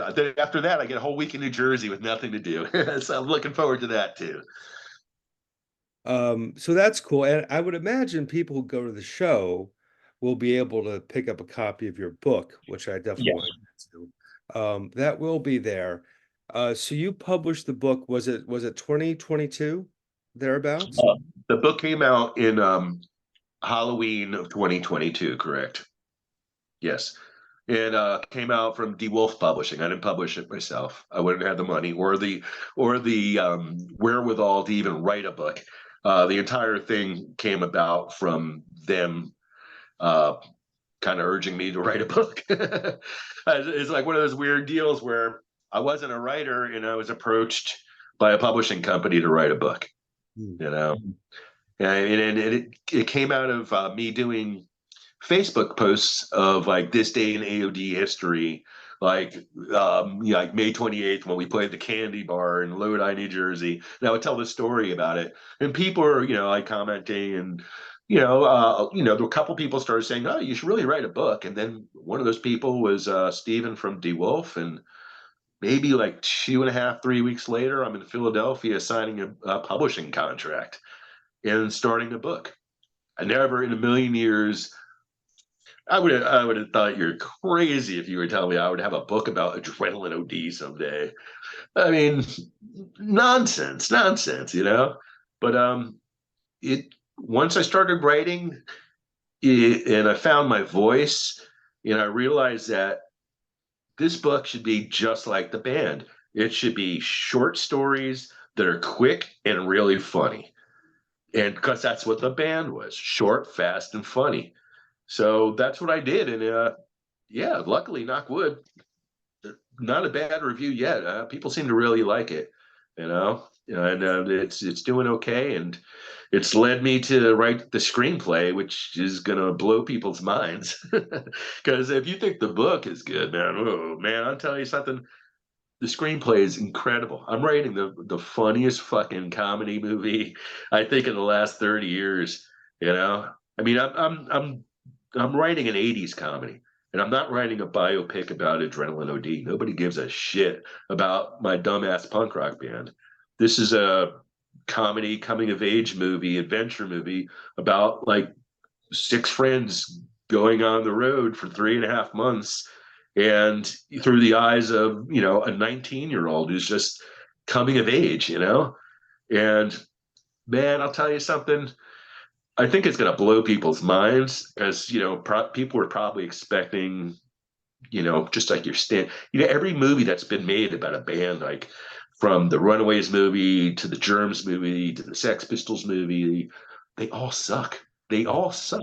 You know, I'm not writing that kind of movie. I'm going back and I am making an 80s movie. This movie will have more to do with like, you know, Bad News Bears 2, National Lampoon's Vacation. And I'm even like drawing on movies like The Out of Towners and The In-Laws and The Freshmen as far as my timing goes. And yeah, I've got, luckily I've got interest in this movie, and I'm 100% certain it's going to be done. It's just a matter of who's going to do it at this point, because like some of the interest I've got is like, holy shit, dude. And it all boils down to this. It all boils down to that I've been very lucky that a lot of people from New York and LA work in the movie industry now and have connections with directors. And so I'm on people's radar. So I know this is going to happen. And I got people waiting for me to get done with it. And I'm really picky. I'm very, very self picky. And I'll tell you straight out, I'm loving everything that I've got so far. I keep cutting the fat out, cutting the fat out. You got it right here, up to like 80 pages right now. Look how thick that is. It's a movie right there. That's a movie. And so many of the people like Tommy Kaprowski, they're gonna be you're gonna just laugh when you see what I do with their characters, because I'm bringing out the personality, the individual personality of everybody in the band, and we all had our different personalities. So I've got the voicing down, and I I'm just, this is all based on the 85 tour, but I'm bringing in every funny thing that ever happened to us that's written about in the book. And I'm just condensing it and piecing it into that one tour. And man, I can't wait till people see it. I'm so happy. I mean, it sucks like not being able to just like say, "Oh, look what I did," because I'm going back and I'm reading the shit. I'm laughing my ass off. like page after page. And it just keeps getting better as it goes along. I mean, I try to like give the briefest of histories of how this band started before we're just like starting our tour, but even the lead up, I cover the first show at Clifton High School, the Clifton City Picnic with the East Patterson Boys Choir. It's just I can't wait till this really comes out. I just hope that this doesn't get sold to somebody who turns it into another freaking shitty Germs Runaways movie either. That's my biggest concern. It's like if you're gonna do that, you better pay me a hell of a lot of money. Otherwise, I want complete control on this. I don't want Right. anybody reading it. I got something too good here. Yeah, you don't want to do what happened, with the Germs film, where Right. people who are still very much alive are looking at that going, this is how our lives are portrayed, like it's not. Right. It's Hollywood. It's Hollywood. I'm writing a mainstream comedy. I'm not writing a punk rock movie, and I want everybody to know that. I am writing a mainstream comedy, but I'm making it so that somebody my mom's age could see this and not be disgusted by punk rock. Yeah. You know what I'm saying? Yeah, yeah. Yeah. So, I think it'll resonate with a wide swath of society. Because you know, when I just people ask me to describe what it is, the first thing I say is number one, it's a comedy. This is a funny, funny, funny, funny screenplay. So that's like my main thing is just nonstop laughter. You don't get that a lot in movies anymore. It's like I haven't seen a movie in a really long time that's made me laugh out loud. You let alone laugh out loud throughout the movie. They don't make movies like that anymore. Everything is just a sequel or a superhero movie at this point. Yeah. I'm making this is going to be just as human and touching as it is funny too.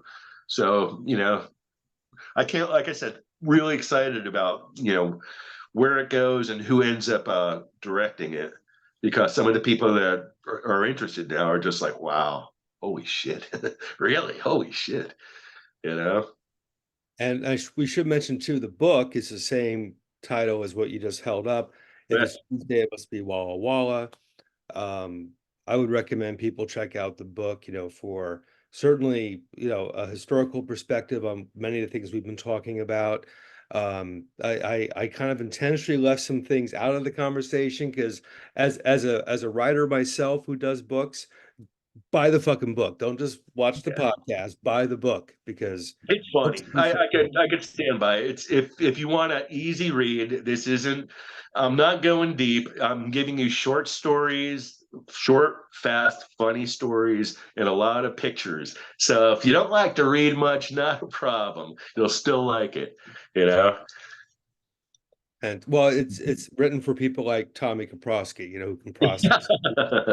I really, I wrote it for myself, who has a short attention span, and you know, it's funny because I've given this book to a lot of people that I know from bands, but Buzzo from the Melvins called me the day after I gave him the book. I gave him the book around 9 o'clock at night. Gets done with the show. They're driving to their next show. He stayed up the whole night, read the book, and called me in the morning. He's like, "I love this." He loved the book. So, and I've been getting a lot of good response from people in bands too about the book. A lot of people that have toured around the area can relate to it too. You know, and some of these people know some of these people in the books. When I'm bringing up bands that we've had run-ins with, like Battalion of Saints or Poison Idea. Right, So, right. and another thing is like the one thing I found out doing a lot of these podcasts was that a lot of people really didn't realize how much AOD played, how much we toured and played other cities. They didn't have that background to us, which the book really brought out. And I got a lot of comments about the flyers in the back of the book and how many shows with so many bands that were incredible that we played with. And yeah, that's kind of like insight to people that didn't know much about AOD but knew of us. Yeah, absolutely. As we wrap up, because it kind of ties into this topic, as I mentioned before, it's about 45-ish years since the start of AOD. Mhm. Uh, as I mentioned to Paul and Jack when they were on, when AOD does something, it always generates excitement and interest. And I think the greater discussion of the early 80s punk and hardcore scenes, Jersey and otherwise, still inspires a lot of interest, and not just from people who are there, and not just people who are my age, but younger are like, oh, what happened with Agnostic Front in 1983 or whatever. So it's become such a cultural phenomenon in many ways. Right. And obviously, nobody knows what's going to happen 20, 30 years in the future. People are just doing it in the moment, you know. But now that everybody from that era has the hindsight of a few decades, Yeah. you're able to look at it now and you've chronicled it in your own book. What was it about AOD, and B, that greater scene that was so relevant that now, 45, almost half a century later, man, people still care so much about it and it means so much to so many people. I think for us, I mean, what stood out was that we were the one band when everybody was screaming about Reagan and angry that just was like, okay, there's a place for that, but when you come to our shows, we're just going to have a good fucking time. And I think that resonated with a lot of people. And, the fun aspect and the not taking it too serious, but also being really serious in our lyrics. A lot of people wrote us off as a joke band. Our lyrics were satire, you know, there were sarcastic, pinpointed lyrics about things that we didn't like, but we just had a different way of writing about it because we were from New Jersey and when we were funny. And so, if we're going to make fun of something, we're not going to call you an asshole. We're going to pick out something funny about you that makes you that asshole.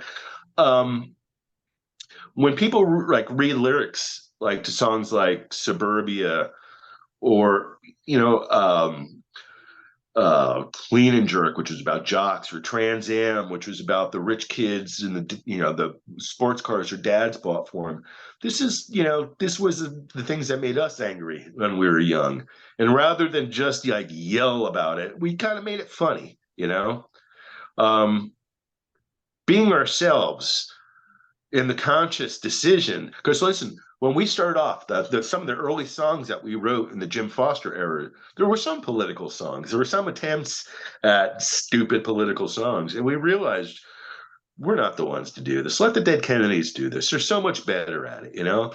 Let us find our own voice. Let us be our own voice, and that's what happened with AOD. And I think that might resonate more than anything. Is just that when everybody was trying to be hard, we were taking the piss out of the hard by having album covers like Humongous Fungus Among Us, and selling shirts that were pink and had flowers on them to skinheads. You know, we were like, we didn't care if we were the only ones that were inside our inside joke. We were making ourselves laugh. And that was what we wanted to do. We wanted to have fun. And if you liked it, cool. And if you didn't like it, cool. There's other bands you can go and see. But, there was a lot of people in Jersey at that time that really had that same kind of personality. We're just wise ass. We're Jersey, man. It is what it is. And I think that by AOD being the first big band to come out of there, it gave other bands in Jersey more of a fun kind of sense. They didn't have to feel like they were had to compete with New York hardcore and being aggro. So we had a fun scene, and it was a much more lighthearted scene than a lot of the other scenes. I would say the only other scene that we really had a lot in common with Connecticut. Like the Anthrax and the people that went there had the same kind of like, we're from the suburbs. We have a great sense of humor. We all grew up on the same television shows. It was like Abbott and Costello on Sundays, and Creature Feature and all that stuff. Uncle Floyd show. We all knew that. That was part of our whole psyche. So, there were certain like groups of people that we clicked with really, really well. And Connecticut scene was really tight with the New Jersey scene for that very reason. We were like two peas in a pod, with New York City in the middle of us. So Connecticut, that was bands like 76% Uncertain, uh, Correct. uh, Caesar was one of them. Sure. Uh, Yep. and but I was thinking because I knew we would be talking today. Like for example, Agnostic Front yesterday at the Black and Blue Ball in New York did Yeah. the 40th anniversary party for Victim in Pain. Right. It's And it's crazy.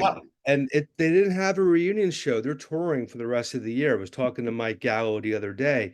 They're Uh, booked through like February, so there's obviously lasting power. So I mean, when you look at we'll call it the greater scene. I mean, I know it's hard to do that because everything was kind of different too. right. But why is hardcore? We'll call it hardcore. Um, hardcore is middle age now as a genre, but it's still relevant now. I mean, what do you think has been the key to keeping that interest level as high as it's been? Well, it's a few reasons, I think. You mentioned Agnostic Front. The one thing that you got to give credit to Agnostic Front for, they never stopped. When we broke up in '91, that was the last band that was still going. They were still chugging along. And look how many years later, they never stopped. They built up a solid fan base around the world, and they spread the gospel of New York hardcore to the entire world. You know, I love those guys, by the way. Roger and me, communicate a lot. He's salt of the earth. And Vinny, I used to call him Uncle Vinny. When I was a kid going to CBGBs, Vinny was the guy that would come out, and hey kid, give me your hand. And you stick your hand up. He goes, lick it. And you lick your hand, and he presses his hand stamp, and now you're able to get into CBGBs for free. So he was one of the few uh, punk rockers from the '70s, Hmm. along with Johnny Stiff, who really made that transition to hardcore and stuck it out in the hardcore scene. Vinny started off as a punk rocker, and you can't find a more authentic personality, funny person, and just salt of the earth, loves everybody person than Vinny Stigma. You know, that guy is one of a kind. And did you get to see that the Godfather's a hardcore movie? Oh, oh yeah, Wasn't that fantastic? it was. It It was. was. I got to watch it down here in Florida with Roger and his family and his brother. And man, I was so happy that, first of all, I was so happy that the guy that did it did a great job. It really, really moved you. It was a wonderfully made movie. And it was one of the better documentary movies I've ever seen on, punk rock. But Vinny is such a character. He's so unique. And he's so opposite from Roger, who's in real life kind of a quiet dude. Um, but the fact that Vinny's still going, he still looks the same. It's like if that guy retires, it's done. The whole thing is over at that point. But yeah, what a great flag bearer for the New York hardcore scene. I couldn't be happier for those guys, and they've worked so hard for everything they've gotten, and they still aren't as big as they should be. I'd like to see them headline 18,000 people because they should. It's like they've influenced so many gigantic bands. I always, it's like I used to say that about the Misfits, but they're finally getting their due. It took a while. Yeah, yeah, and boy, are they getting their due. I mean, Yeah. their kids are going to be in great shape now. Yeah, yeah. It's amazing how everything comes around, and that's a band that a lot of bands kind of got big off of them. And you look at so many of these bands that kind of ripped off their shtick, and made it mainstream, and I kind of hated the fact that they weren't getting along all those years. I thought it was wasted time. I would have loved to have heard, and instead of you know, when Jerry did the stuff where Jerry was just singing for the Misfits, I wish at that point they just put everything aside and just put out a new record written by Glenn at that point. But they weren't getting along at all. Yeah. And it's amazing. It's funny. It's like I think the Misfits had the biggest beef outside of the Cro-Mags, and I guess money worked that situation out for them, and they're certainly making a lot of it now. I don't think they're playing a show for under $1 million anymore. You know, I mean these festival shows they're not coming cheap. You No. know, No. I think it's fantastic. I mean, I remember, riding in Jerry's car when I was still in high school, and he's running errands for the band, and he'd start at 7 in the morning, and 11:30 at night, he's still doing something. yeah, That guy worked around the clock right. or bringing But back. Jerry's a hustler, and listen, he's another one of those salt of the earth guys. If you know him, he's the nicest guy in the world. He Oh, really is just a sweetheart. yeah. Yeah, He's very humble, and like I spent, like 2 days in that dude's house, mhm.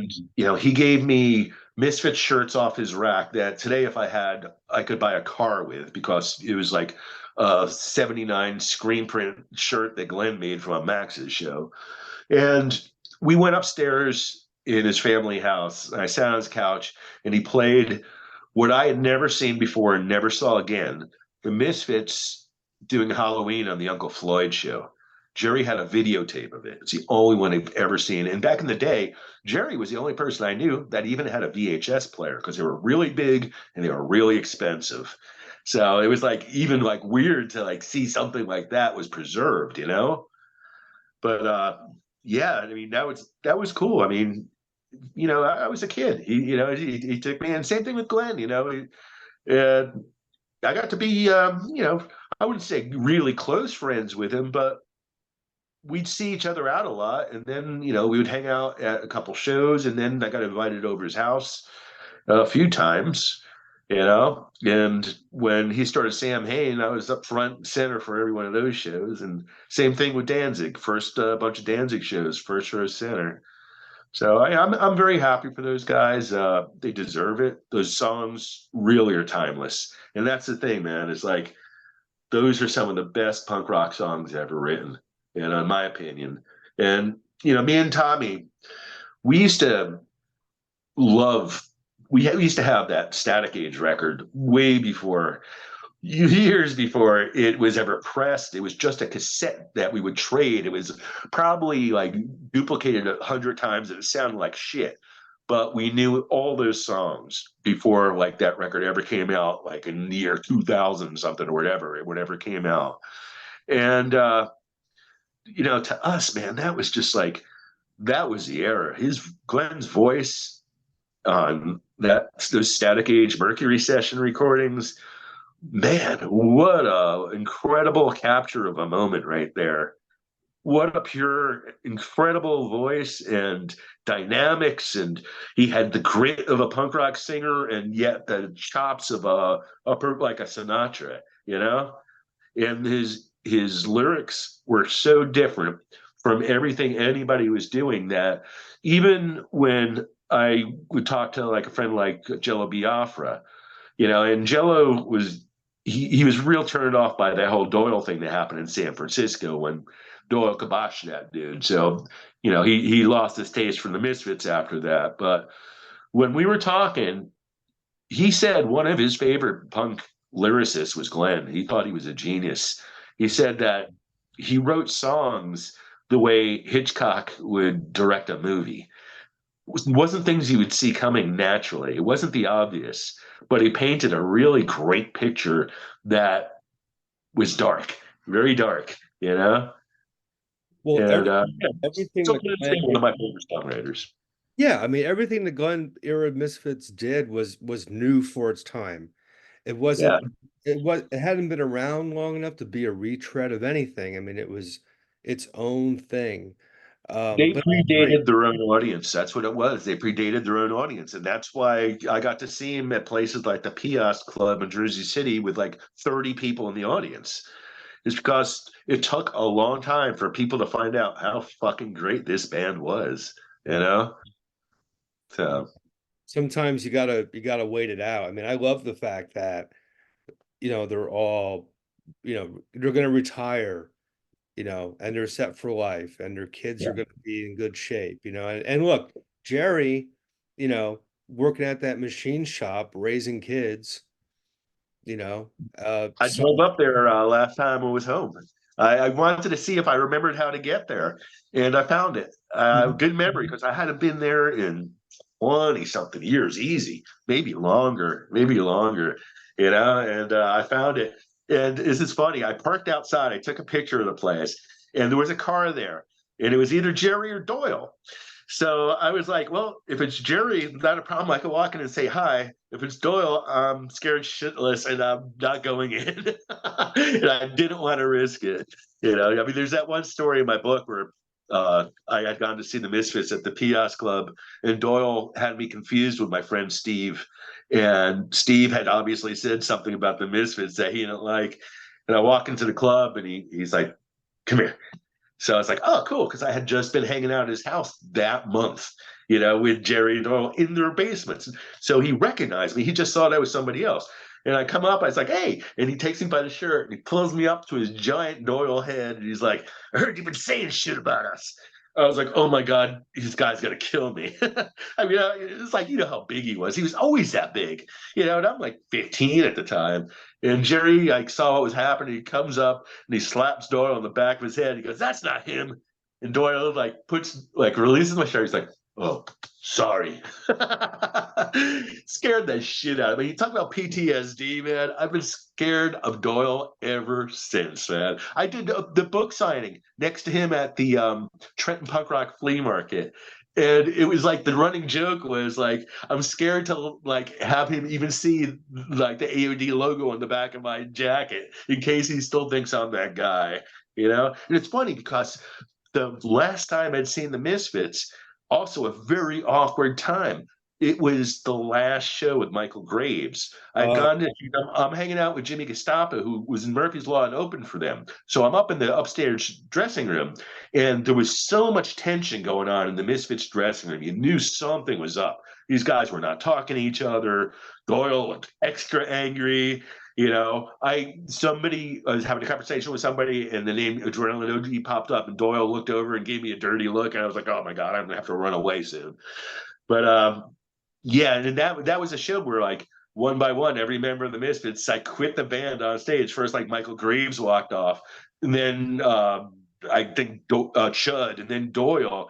Is just Jerry on stage. He's like, "Well, if nobody's gonna play the songs, I'm gonna play the songs." And he starts singing like 138 by himself, just playing bass. And it was like watching a car crash.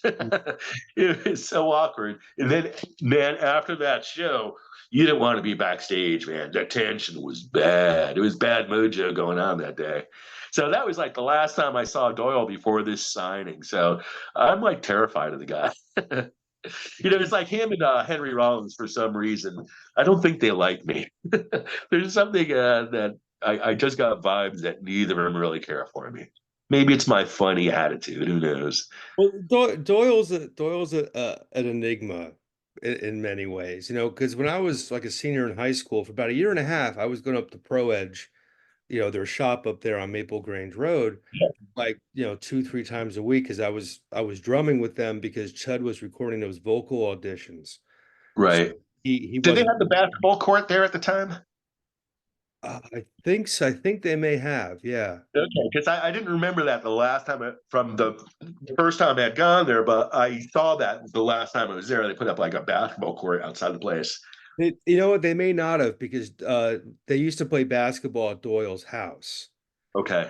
I went to Doyle's with them one day to watch them play basketball. I'm not a basketball player, Right. but we're at real quick aside. We're at Doyle's one day, and Jerry's like, "Oh, coming up to the basement. I want to find something or the attic." So we go up to Doyle's attic, and he's ruffling through shit.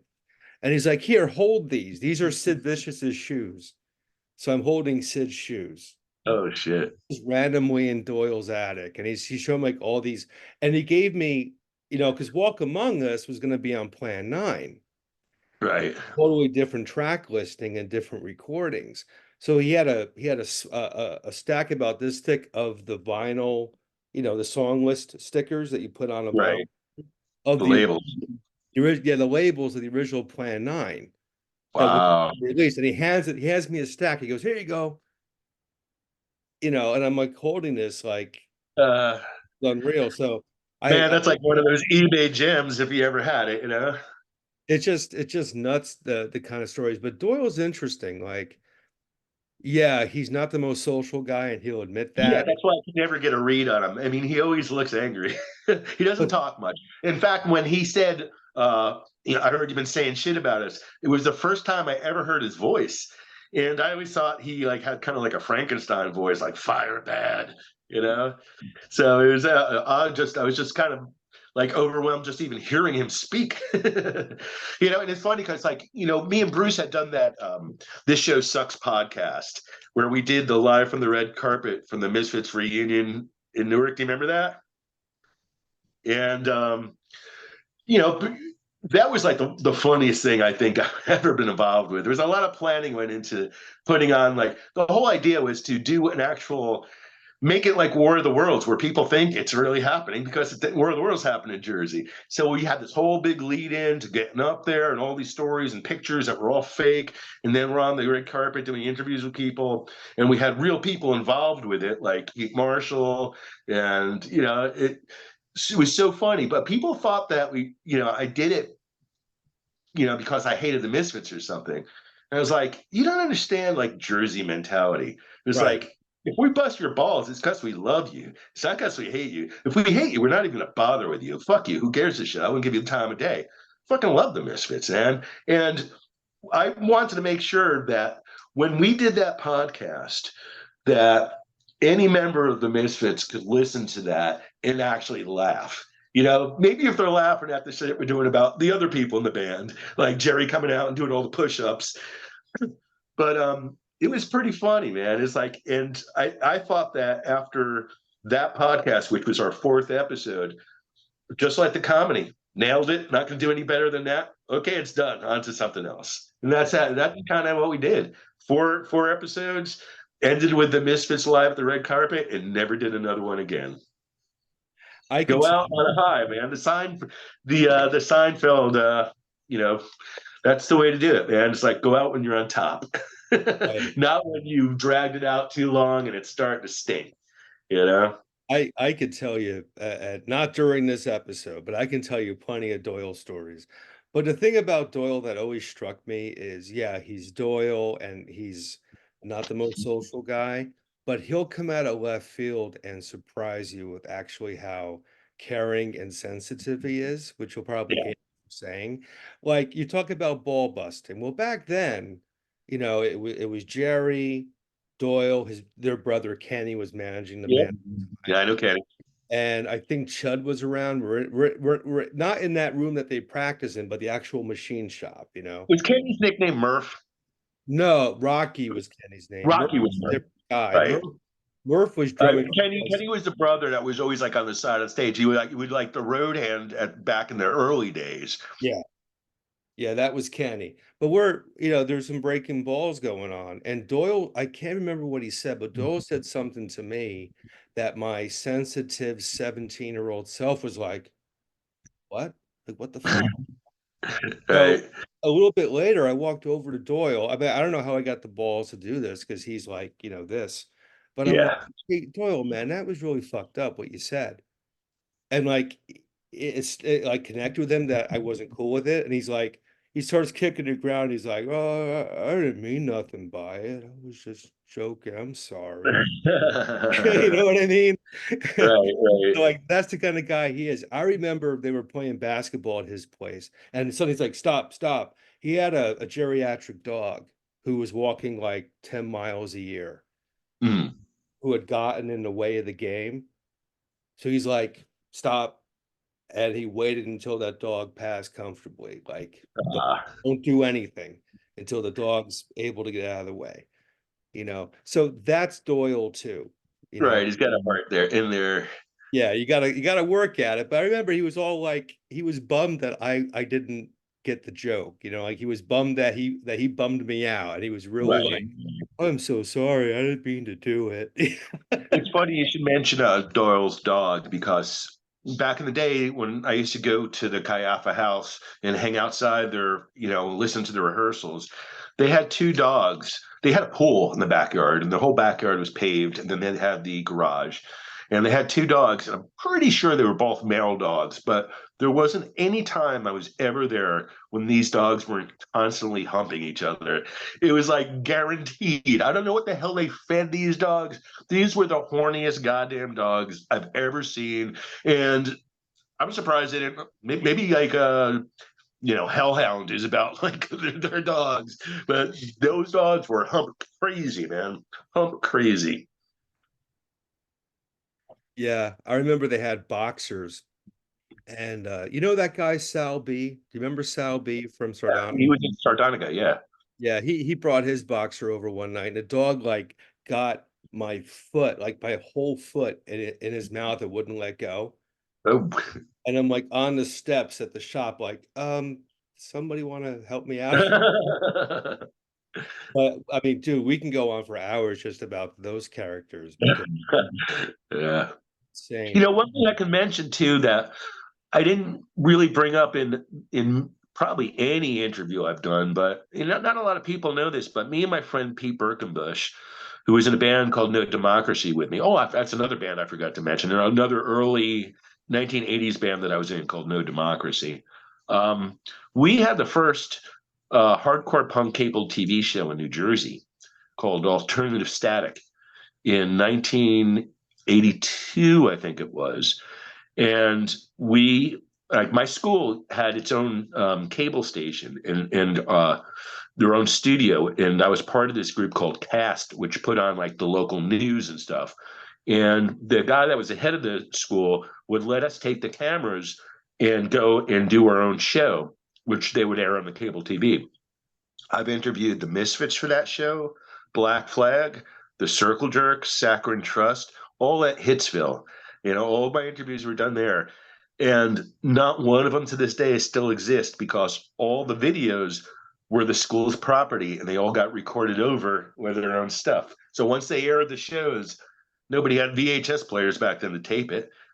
I wish I had that stuff. I had to sit down interviews with Glenn in '82, and Henry, and I wish that's and I was also I filmed some of those shows. I filmed excerpts of like the Misfits in Black Flag Christmas at Hitsville, when the Misfits had like their Mongolian devil-like mohawks. Do you ever see Right. the pictures of them when they Yeah. shave like guys?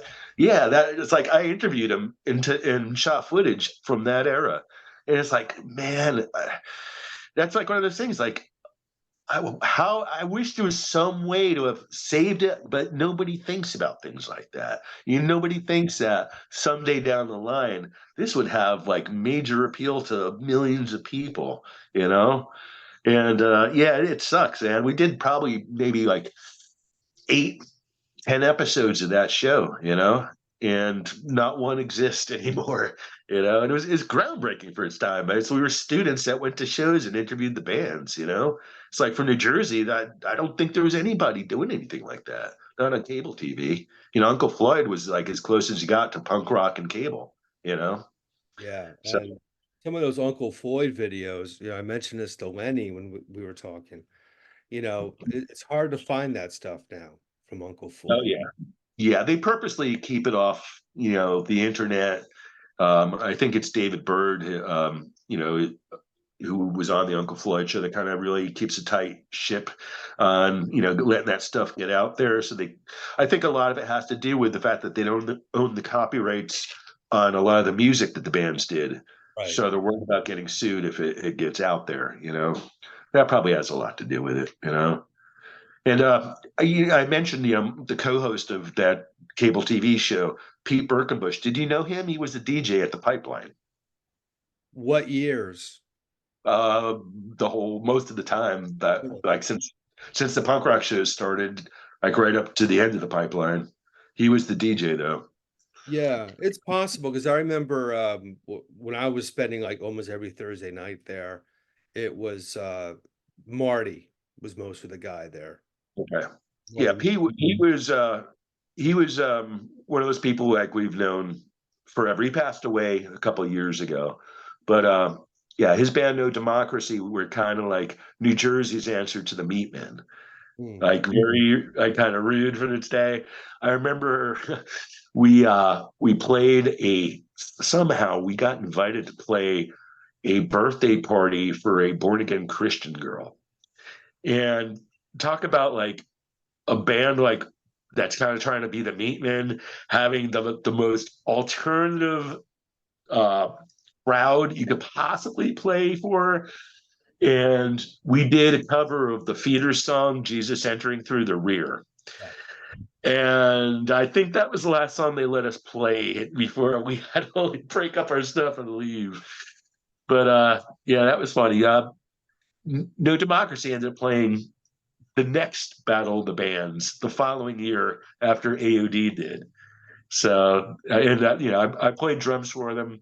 Richie Edmiston, uh, who was also a big follower of the Misfits. You probably heard Tommy talking about Richie. He was from Elmwood Park along with those guys. He was the bass player in that band.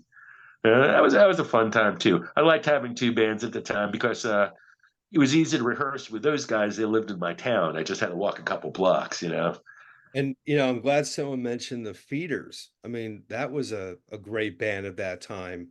Yeah. And they came back a few years ago because I actually interviewed Frank Discussion. And he had Darren, DH Peligro, on drums at the time. Okay. Yeah. And I did a whole, like, pretty lengthy interviews with both of them. And it kind of was put on the back burner for way too long because I was trying to get whoever the third member was at the time to do like a full thing. Right. That never happened, and then other things, took priority. But somewhere in his house, I've got some pretty epic audio of Frank Discussion and DH. And DH passed away. So Yeah. I gotta make that a priority to either digitize it and put it online. Yeah, I'd like to hear that too. Yeah. The show that AOD did with the Feeders turned out to be the singular most talked about show the Feeders ever played. It was at the Gilman Street Warehouse. And that show was just, it was the craziest show, not only the craziest show AOD ever played, it was the craziest show I think I've ever been to, ever. And when we got home, it made like the Weekly World News. Uh, it's still on YouTube if you want to check it out. But basically, Tim Yohannan, who was booking Gilman Street, ran Maximum Rock and Roll, asked me who I wanted to open for AOD. I had liked a new band called the Mr. T Experience. He's like, okay, cool. And then I he I knew that the Feeders had moved to San Francisco from Arizona, so I was like, how about the Feeders? He's like, those guys never play. I mean, I could ask them, but I really wouldn't expect anything. He calls me back like 3 days later. It's like they said yes. I'm really surprised. They said yes. So I'm like, oh, excellent. I'm going to see the Feeders. Man, this was the craziest fucking shit. Frank Discussion, excuse me. He comes out. He's got a bald head, and he's got like about 5 or 6 live cockroaches glued to his head upside down, so all their feet are moving. Wrapped around him, he has a dead dog and a dead cat on a noose. He starts off the show. Now, remember, Gilman Street in Berkeley, we're talking about the most liberal, politically conscious scene in the entire country. Okay. So he starts off the show by taking the dog off his shoulder and goes, "Hey, lassies, come home." And he throws the dog into the pit. Then he throws the cat into the pit. They start playing right off the bat. Like people are fucking losing their minds, dude. They're like girls are like getting on stage and they're taking the microphone from them, and it's turning into this big like back and forth like yelling match, and the people are throwing water at them, and they're throwing water back on the band. But it gets crazier. It's like uh, Biafra's wife Ninachka had just left him few months prior, Frank Discussion was Joe's best friend, left Joe for Frank and cleaned out Biafra's bank account in the process. And he hadn't seen her or him since. Well, he comes to see AOD. Guess who Frank Discussion brings on stage to sing a song about adultery with him? So up comes Notchka. So now, like, Biafra leaves. He's got tears in his eyes, and he walks out. They had this gigantic, the whole time they had this gigantic basket, like maybe like 6 to 8 feet in circumference, wicker basket on stage. It was just sitting there, and you didn't know what the hell it was. And finally, they did the song called Basket Case, and they take the lid off the basket. And there's this dude with cerebral palsy, and he's stuttering, and he's spitting, and they're playing the song, and he's just going like this. And like the people in the crowd just had enough, man. And like the entire crowd is just like getting on stage, and that was the end of it. You know, the whole show just turned into this like chaotic like argument and debate. And it's like we get up on stage to load our equipment on stage, and it's like, how the hell do you follow this? It's like playing after Gigi Allen after he wiped shit on the entire audience. You know what I'm saying? It's like, how do you follow that, man? You know, it's like, well, we thought we'd be funny. We're wearing funny clothes. Ha ha ha. Man, that was some crazy shit, dude. And Well, yeah, that was one of the nuttiest shows. even as somebody with mild CP, I would have loved to have seen that show. I would have been like, yes, yes, yes, this is great. Tim Yohannan was the one that videotaped it. So if you YouTube Feeders of Gilman, I'm sure it's probably still up there. It is definitely worth watching if you want to see some real chaos, some real fucking punk rock shit. Well, I mean, the closest I ever got to that was when and there was no dead animals or anything, but as far as an audience not getting something, uh, Yeah. when I saw the Lunatics open for Bad Religion at City Gardens, Mm. Bad Religion, is like a suburban kind of collegiate type audience. I mean, let's be honest, Yeah. they read books, the Bad Religion fan base, you know what I mean? Yeah. Good kids.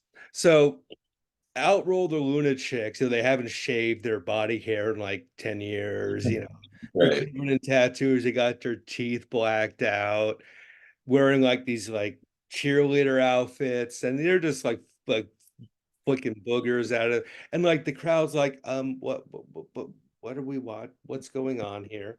And I'm like the one guy at like 15 years old who's like, yes, more, yes, this is the best thing ever, more. Right. You know, that's what's missing now, I think, in a lot of ways, is that idea of just not giving a fuck.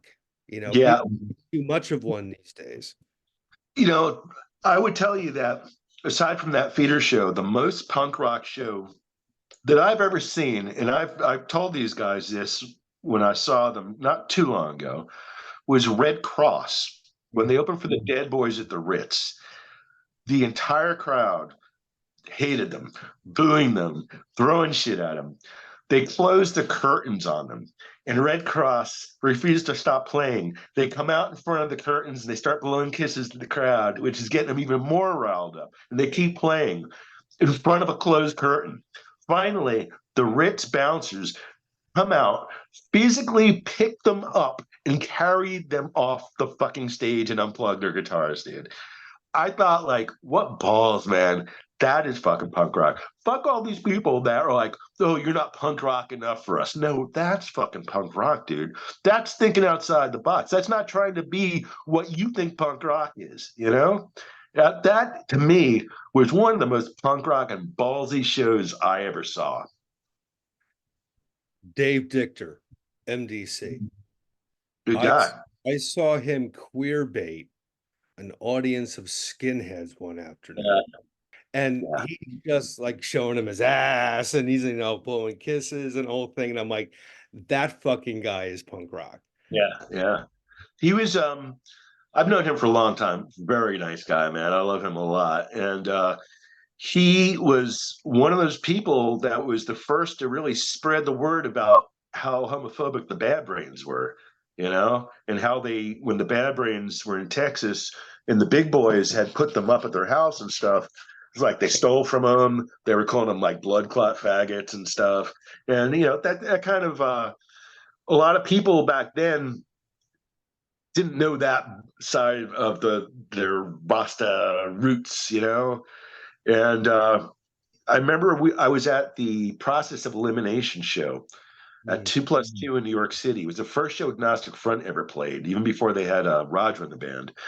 And it was Negative Approach, Meatmen, and the Necros Agnostic Front. And Dave was giving out these flyers that really laid out what happened at that big boy's house and why, hey, you might like this band's music, but this is the way they treat people. You should know this too. I thought that was pretty good. It was kind of like a wake up scene for people at the time, you know. Uh, Back then, there was, everything's PC now, you know, and I mean, people, I don't think really realize that they were making jokes, gay jokes to people that were gay and didn't know it. And these people just had to smile and kind of deal with it. And that's a hard life to deal with, you know what I'm saying? And I'm kind of glad that we're at a point where at least people start to look at people as people, you know? Well, I mean, That's look at some of the people from the New Jersey scene. I had Larry from Niblik Headbane on a few days ago, and he was filming me on, where a couple people from the scene, where they ended up in life. And, I look at my generation a little bit before, even his, there are transgender ladies, I should say, now in the scene who were part of the right. old skinhead crowd back in the day. You Yep. know, at least a quarter of the scene is gay, you know, like And why think about the original like New York punk scene. I mean, that was an arty scene. A lot of that original scene was gay, you know. And another thing is, punk rock is a safe haven for like all the misfits in society. That includes especially people that are gay, because I mean, it's a safe haven for them. right. Even like I remember like and I'm not going to out anybody in the scene or anything, but we everybody kind of had their gay jokes back in the 80s, you know what I'm saying? I don't think any of it was malicious. Certainly not for not me. I never thought that, you know, gay people are any less equal than anybody. But, back then, especially if you're from Jersey, you're around a lot of those jokes, you know what I'm Oh yeah. saying? Oh yeah.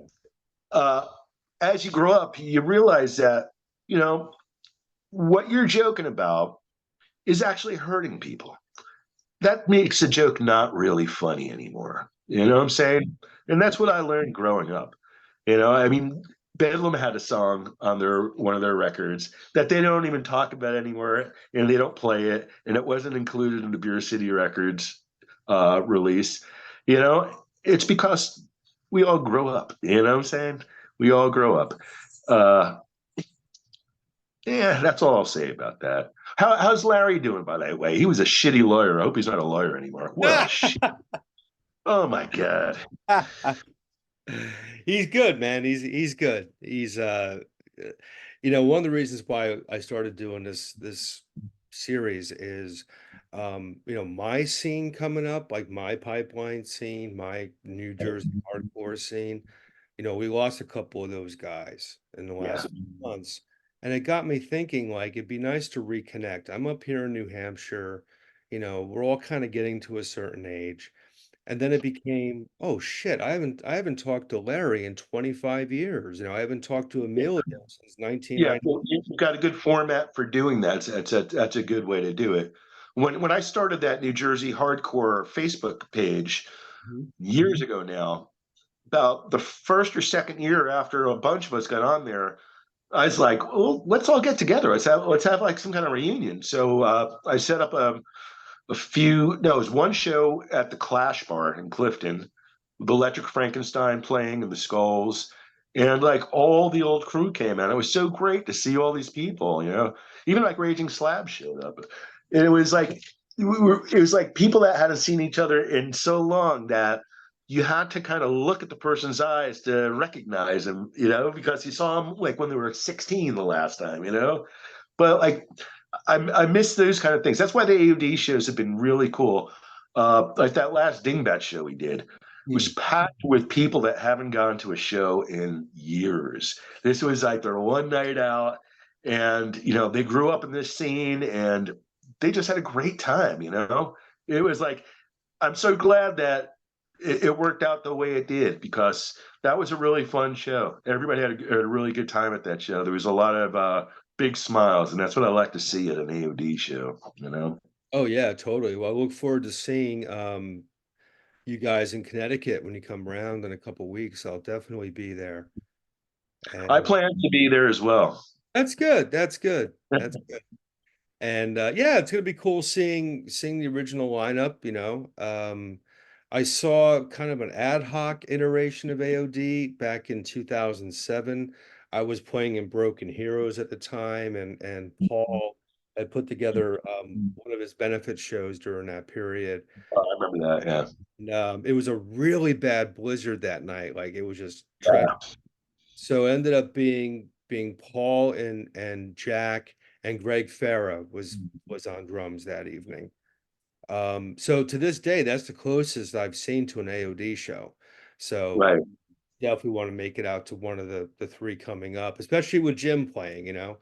Yep, Um, that was the original band. I mean, that's how we started. Let's Barbecue and the New York Thrash cassette and the Irving Plaza shows was all with Jim. yeah. So it'll be cool. And of course, you know, three cheers to Mr. Wingate. Don't want to leave him out either, you know. Yeah, I really wish he could have done this, but these songs are just not easy to play anymore, and he's got arthritis now, and playing that fast, just he gave it the college try, but physically just too demanding. I mean, I've got maybe a 1 year left. Once I hit 60, it's probably it for me. I'm 58 now. I'm gonna be 59 in September. I can't see myself doing this. It's past 60, because listen, the first person in a band that all these thrash bands replace is the drummer. And they get like a 20-year-old drummer, and then they're fine. This shit, I mean, it's one thing to be in a band that's like a mid-tempo punk rock band, but being in like the fastest fucking band and still trying to keep up with that. Ooh, doggy, I sweat a lot, man. I sweat a lot. Well, good luck with the gigs to come. You know, I'm glad that you're doing this just because it gives me an opportunity to, you know, see the band finally in that context. And we've been at this for almost 3 fucking hours. Can you believe Holy it? shit, dude. Well, it's been fun. Yeah, it really has, man. Mr. Gabrowski, there you go. He's always gonna find a way to sneak into my fucking jam. He's gonna love this when he sees it. Oh yeah, totally, totally. Well, listen, man, it's been a pleasure. It's been a pleasure on my end as well. I'm looking forward to meeting up with you in Connecticut. Yeah, absolutely, man. Until then, enjoy or at least avoid the heat down by you. Yeah, that's why I stay inside all the time. I run from my air conditioned house to my air conditioned car to the air conditioned market, and I try to get a little sun as possible. I'm like the Right. one person that lives in Florida and hates the fucking beach, dude. I fucking hate the beach. you know, Yeah. I don't know how I got here or why I got here. It just I ended up here. But I'm not your typical Floridian. I don't like the sun. I don't like outdoor activities. If I ever was to meet the guy that invented the air conditioner, I would probably have my first gay sexual experience with him, because he deserves a blowjob. He definitely deserves a blowjob. Just saying that right now. Oh, at the I very think it was Mr. Carrier, correct? Mr. Carrier is the guy that invented it. There you go. God bless that man. yes, yes. Well, until we meet in a couple weeks, man, take care, and I'll see you soon. Awesome, dude. Thank you. Thank you, man. Take care. You too.